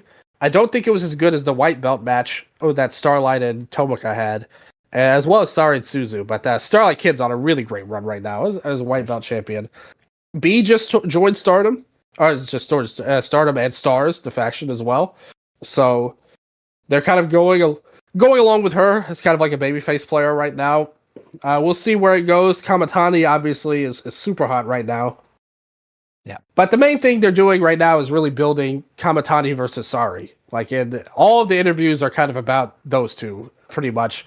And also up next is Kamitani's defense versus Azumi, which has also had great build, where Kamitani's put Azumi over and is basically like, all these other people criticize me for not being a real heel, but Azumi sees me as Queen's Quest Saya, and that makes me happy, so we can have like a real fight. And I think they've done some good work with that, and I think that match should, for all intents and purposes, be a banger. They had my best match of those 5-star together, so if they can overcome that, maybe they could have a truly like match of the year level match. So good stuff happening at Stardom. Definitely a promotion worth following. always watch Starlight's white belt matches. So we're heading to the end of the year and presumably to Saya Kamitani versus Momo Watanabe for the big show. Yeah. All right. Good. Yeah. Or Then- maybe Sorry. It depends on what they wanted to go for. Because they're building up her and Sorry more than Momo. But we'll see what happens. We'll see. Yeah, we'll see that. So, final topic for today, Dylan. You talked about the best matches here on the Stardom show, with Sari being on a great run this year, obviously. We had it in our half-year awards. Starlight Kid is on a great run with a white belt. And right now, in TJPW, we had another title change in the main event with Mio Watanabe regaining the Princess of Princess title at Wrestle Princess 2025 in Ottawa in front of 1,127 fans in another match that I really, really loved. And besides the obvious wrestlers from Stardom that we just talked about and mentioned, I think that Mio Watanabe is on an astonishing run on top of this company once again. We talked about her in the Princess Cup. We talked about the match with Shoko Nakajima, which we both loved as well. And this one felt really similar, with Mio Watanabe selling her arm, really mirrored the setting of her leg against Shoko Nakajima. Mizuki was there as a champion in certain situations, always there, always posed a threat to that. But the overarching theme of this title match was how great Mio Watanabe is right now and how great she carries herself as now the top dog, really, of this company when you think about it. Mio Yamashita, she has transitioned to another role. She's a representative of the company, and here on the show lost to Yuki Aino by submission. I'm not sure that I've ever seen Mio Yamashita tap out. That was really a big moment for Aino. So with Yamashita being down the card, Mio Watanabe really feels like the one that took over the torch for the company, and I think deservingly so. She's not only like in the main event scene is she a vital part of the company, she's also a vital part of the company because she opens every single show with the Up Girls. So the DNA of TJPW flows all over her in her body. And her back at the top of the Princess of Princess Championship is really a good decision, I think. Mizuki had 2 runs now. The second run probably was better than the first run, I would say. But Mio on top feels like to me similar to what TJPW looked like when Mio Yamashita was on top. You know that the title matches that you're getting will always be top class. Yeah, man, I couldn't say enough praise about this main event match. I loved it throughout. We had one more moment of the giant swing being in a creative spot. We had fights on the outside. We had hard hitting on the apron. We had the usual Mizuki rolling candy moments. We had great moves from the top rope. Not only Mizuki with the diving body attacks, but also with this spinning power slam that Mio Watanabe did from the top. This was a great main event. Yeah, the match was awesome, for sure. No argument from me. Watanabe is definitely taking her place as the top player in the company, as well as a great worker. Like, she really is truly a special in-ring talent. She has a great personality. Everything she does is really impactful. I like her selling too. She's got really good babyface energy as well. So I really love her in-ring game. And Mizuki had a good run too.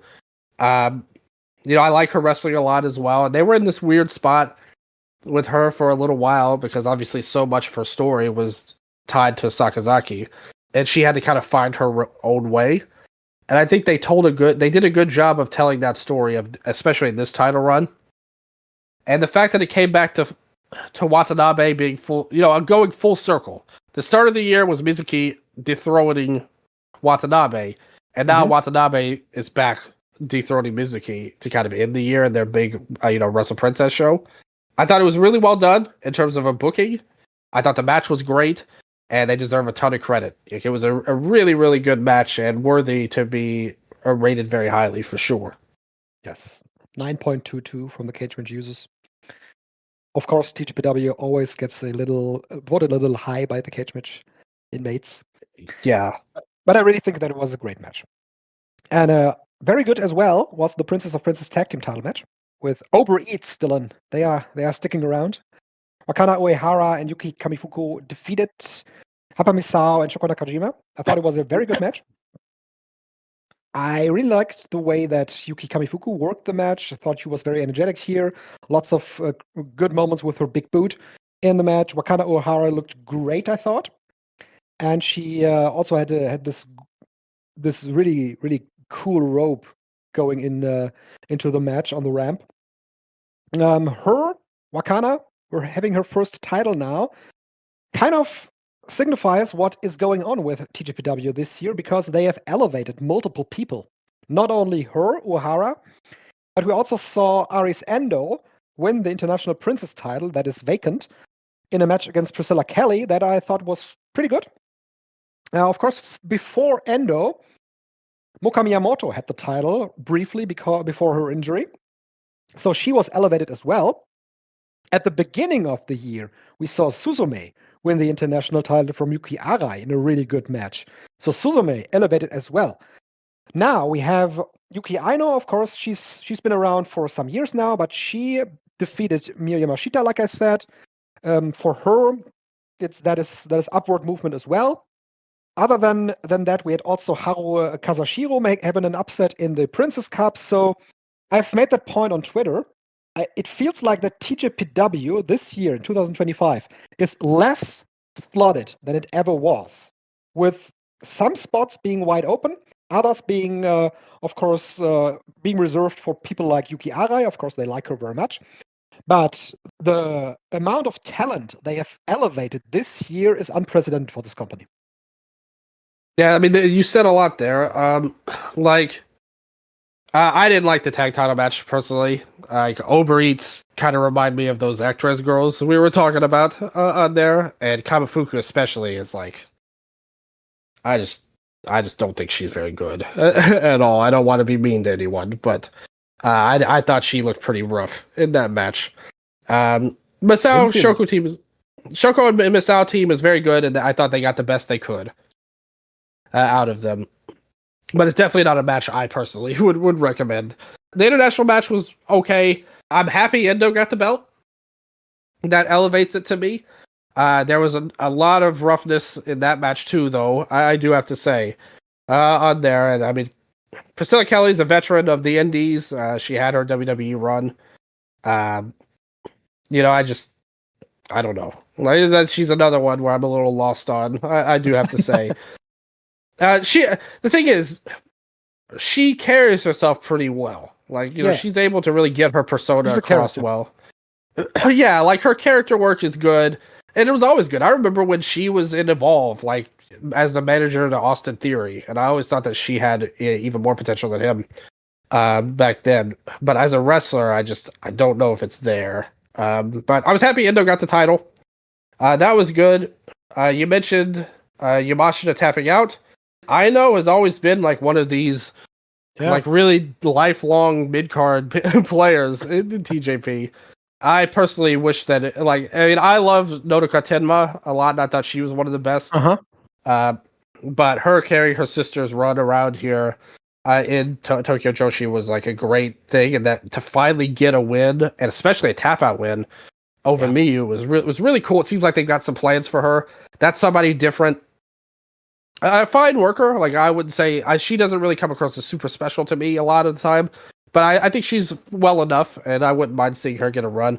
I really like Toribami in the match as well. I think she's another one I would say is like very underrated.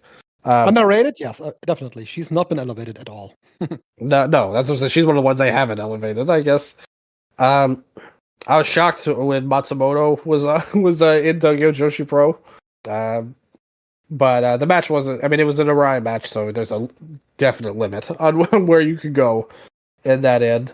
What did you think about the Palm getting elevated here with a win over Rika Tatsumi? I've not seen the match yet. So far, I've only seen the top 3 matches.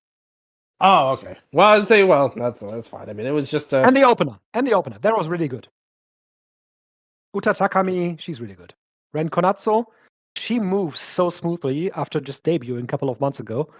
And also on commentary, Balian Aki made a great point. They have so many, like, even Suzume, she's only like 6 years into her run.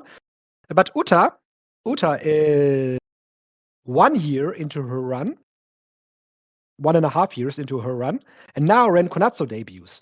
So the rookies that they have new rookies to take care of. So it forces the rookies to take over somewhat of a more veteran role than Ren Konatsu has right now. That's an interesting dynamic. Yeah, I mean that's cool for sure. Yeah, overall, I thought the main event was great. Yeah. Like that's really the main talking point of this show to me. The main event was great. They did big some people up and gave them some cool wins. So that's cool. Like, I think we do have to give some people some props there. 1100 at Otis City, not great. I do have to say, and that's kind of a big problem. And the thing with Miyu is, I root for her because I'm such a big fan of her, and I want this to go well. I want this to be a success. But I remember her first title reign, and it wasn't exactly great shakes, to be honest. So I hope that they have a better plan for her this time. I think her performance is clearly there. Like, there's nothing really she herself can do better. It's up to the company. Kind of like we talked about with Aono in Marigold, but to an even bigger extent, because I think she's more advanced than Aono, in my opinion. But the company is the one that needs to step up their game to match her as the champion, more so than her being the champion. And will they be able to do that with this roster? I wonder. I think with the recent elevations, the chances are definitely there. With Aris Endo, Suzume being elevated to more of a role. We of course still have. We always have. You can always go back to Miyu Watanabe against Rika Tatsumi, of course. There is talent like Himawari. She of course lost, but wrestling-wise, she's very good as well. I like Himawari. Yes, yeah, she's good. Yeah. Yep. So talent is there. It depends on how you use it right now. I suppose we'll see. But as long as we have Watanabe in the main event, we'll at least have some good main event matches to talk about. We'll be safe. So the next Korakuen Hall show is on October 18. 2 matches set so far. For the tag title, it's Kamifuku and Uehara making their first defense against Yuna Manase from Ganbare Pro and Toga. Good team. They recently had a singles match that was really good. Yeah, that's awesome. Like what a great team. Yeah. And in the main event, it's Miyu Watanabe, making her first defense against Yuki Aino, of course. Yes. That makes perfect sense. Yeah, makes sense. Dylan, on the topic of Gun Pro, I just remember that I watched the show recently from Korakuen Hall where Misuki Watase had his 10th anniversary match against Jun Kasai in a Light Tubes death match. That was a spectacular match for him to celebrate his 10th anniversary. Great stuff. If you have not seen that, it's a Wrestle Universe. Check that out. I really loved Watase stepping into this uncharted waters for him. Kasai was, of course, a very good guide for that. And we also had Masaki Mochizuki winning the Gun Pro Championship, the Spirit of Ganbare Championship. Overall, a really, really good and fun show. I think Yannick was there in attendance. Oh, okay, that's cool. I'm sure he really loved that. Then, at the end of the day, yeah, I mean that's awesome.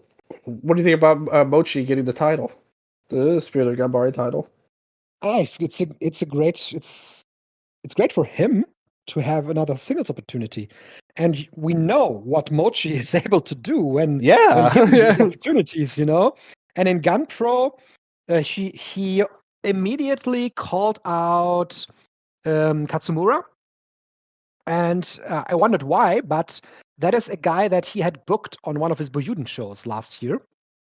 Let's see, what was the match? There it is.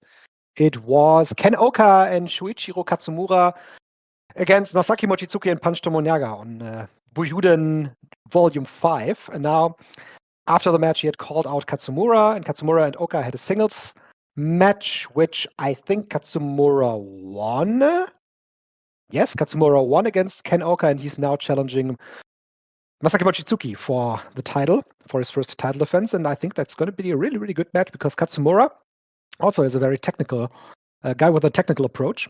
He has a background in wrestling, Shuto, and mixed martial arts, so that matches Mochi's background very well. And yeah, there are various other opponents in this company that I can see Mochi teaming up with or wrestling against that could work out. Takuya Wada, for example. Shinichiro,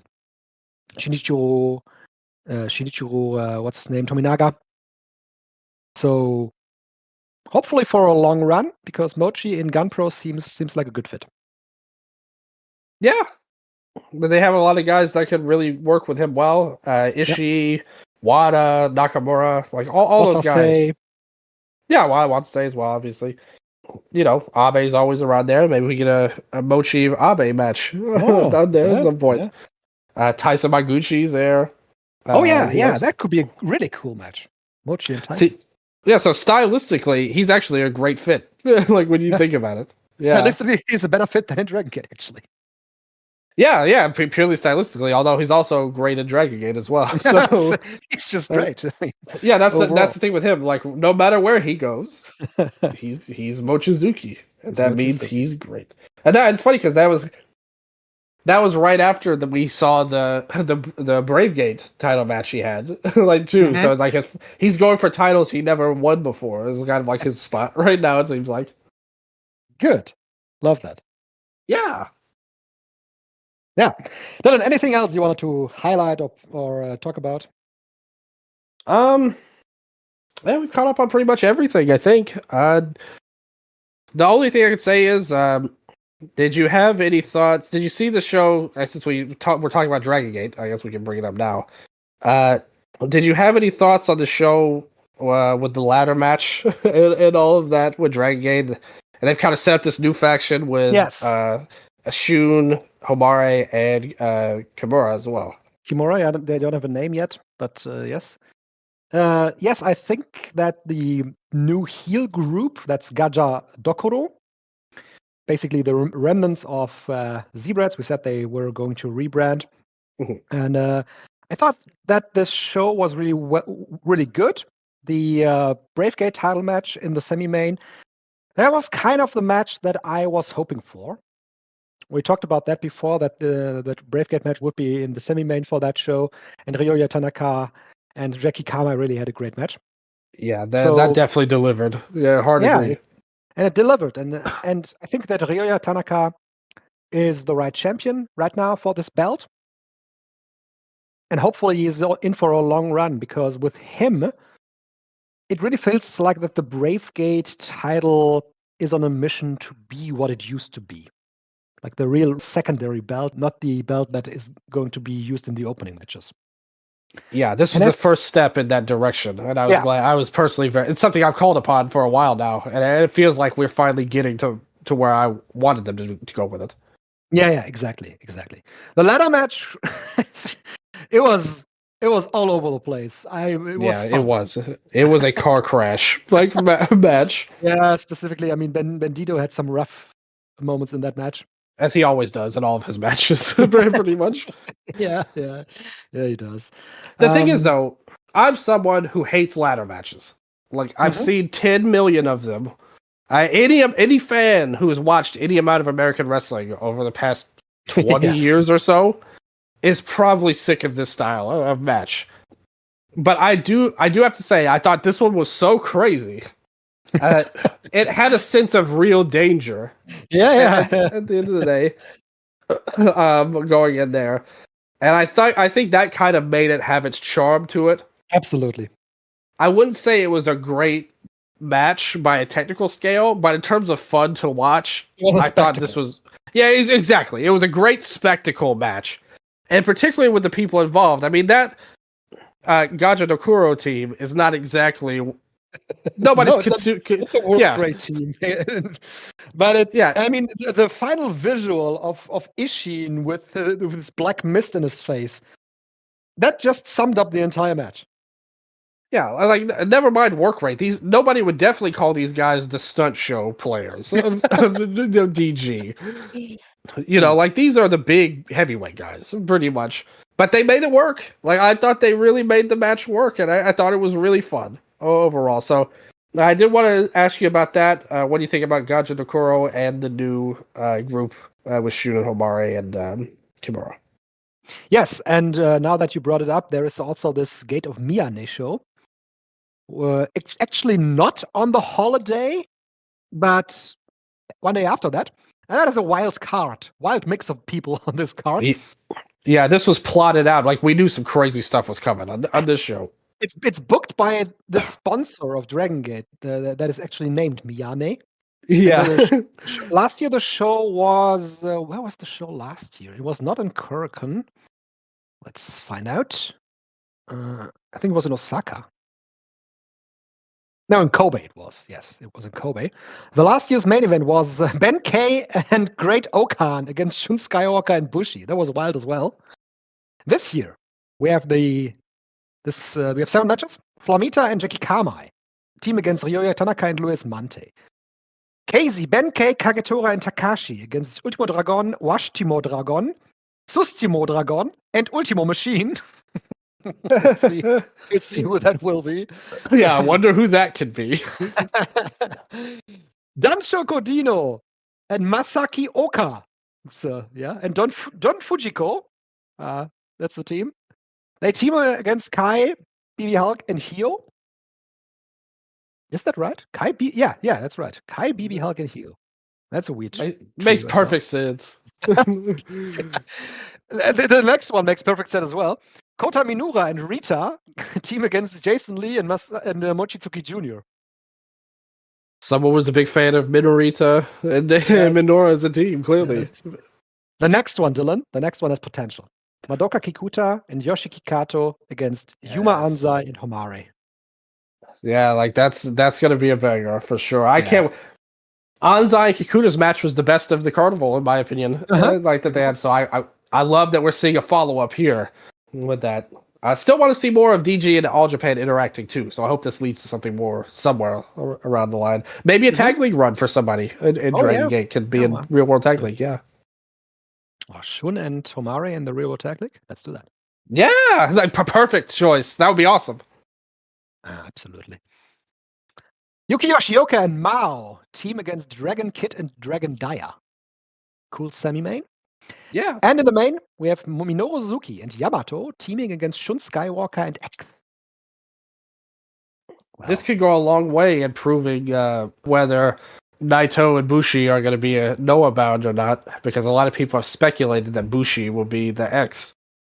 But they are announced in England and Europe right now. So yeah, Bushi is definitely not going to be. I mean, it's possible, but I don't think probably not. Yeah, it's pretty unlikely. So who will the X be? I don't know if you have it in front of you, but the cutout on the the graphic. Who is the silhouette? Be Yuma Aoyagi. That would be. He's the kind of goofball that would fit. I'm gonna send you the graphic, Dylan, and you make your own conclusions. I'm gonna send it to you on Discord. Okay. No, Discord here. There it is. Okay. That's the graphic. Could be Yuma Aoyagi. It does look like him. Like honestly, like the haircuts are really similar. Could they have been that lazy to just blank out his silhouette and just use him as the one? But if they just for fun used the silhouette of Yuma Aoyagi and then not used the guy? Yeah, that would be funny in its own right, to be fair. But that exactly looks like Aoyagi though. The silhouette, I do have to say. And he would be a good choice. Like I said, he fits with Shun a lot. Like so, I like your pick. Yeah, exactly. Like he's the kind of crazy guy that would work. I can totally see Yuma Aoyagi coming out with one of Shun Skywalker's masks there. Yes, I was thinking that exact thing. Full bodysuit. Yes, like exactly. Like Shun makes his entrance, and suddenly he takes the mask off, and the crowd's like, "Holy!" Like he's about to remove the mask, And then it's Aoyagi under the mask, and it was Shun's plan, and Aoyagi was in Dragon Gate last month. Yes, he was. It makes perfect sense.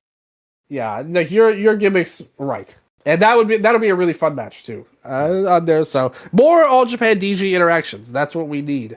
That's my crying thing. One more thing before we go, real quick, because we never talked about it.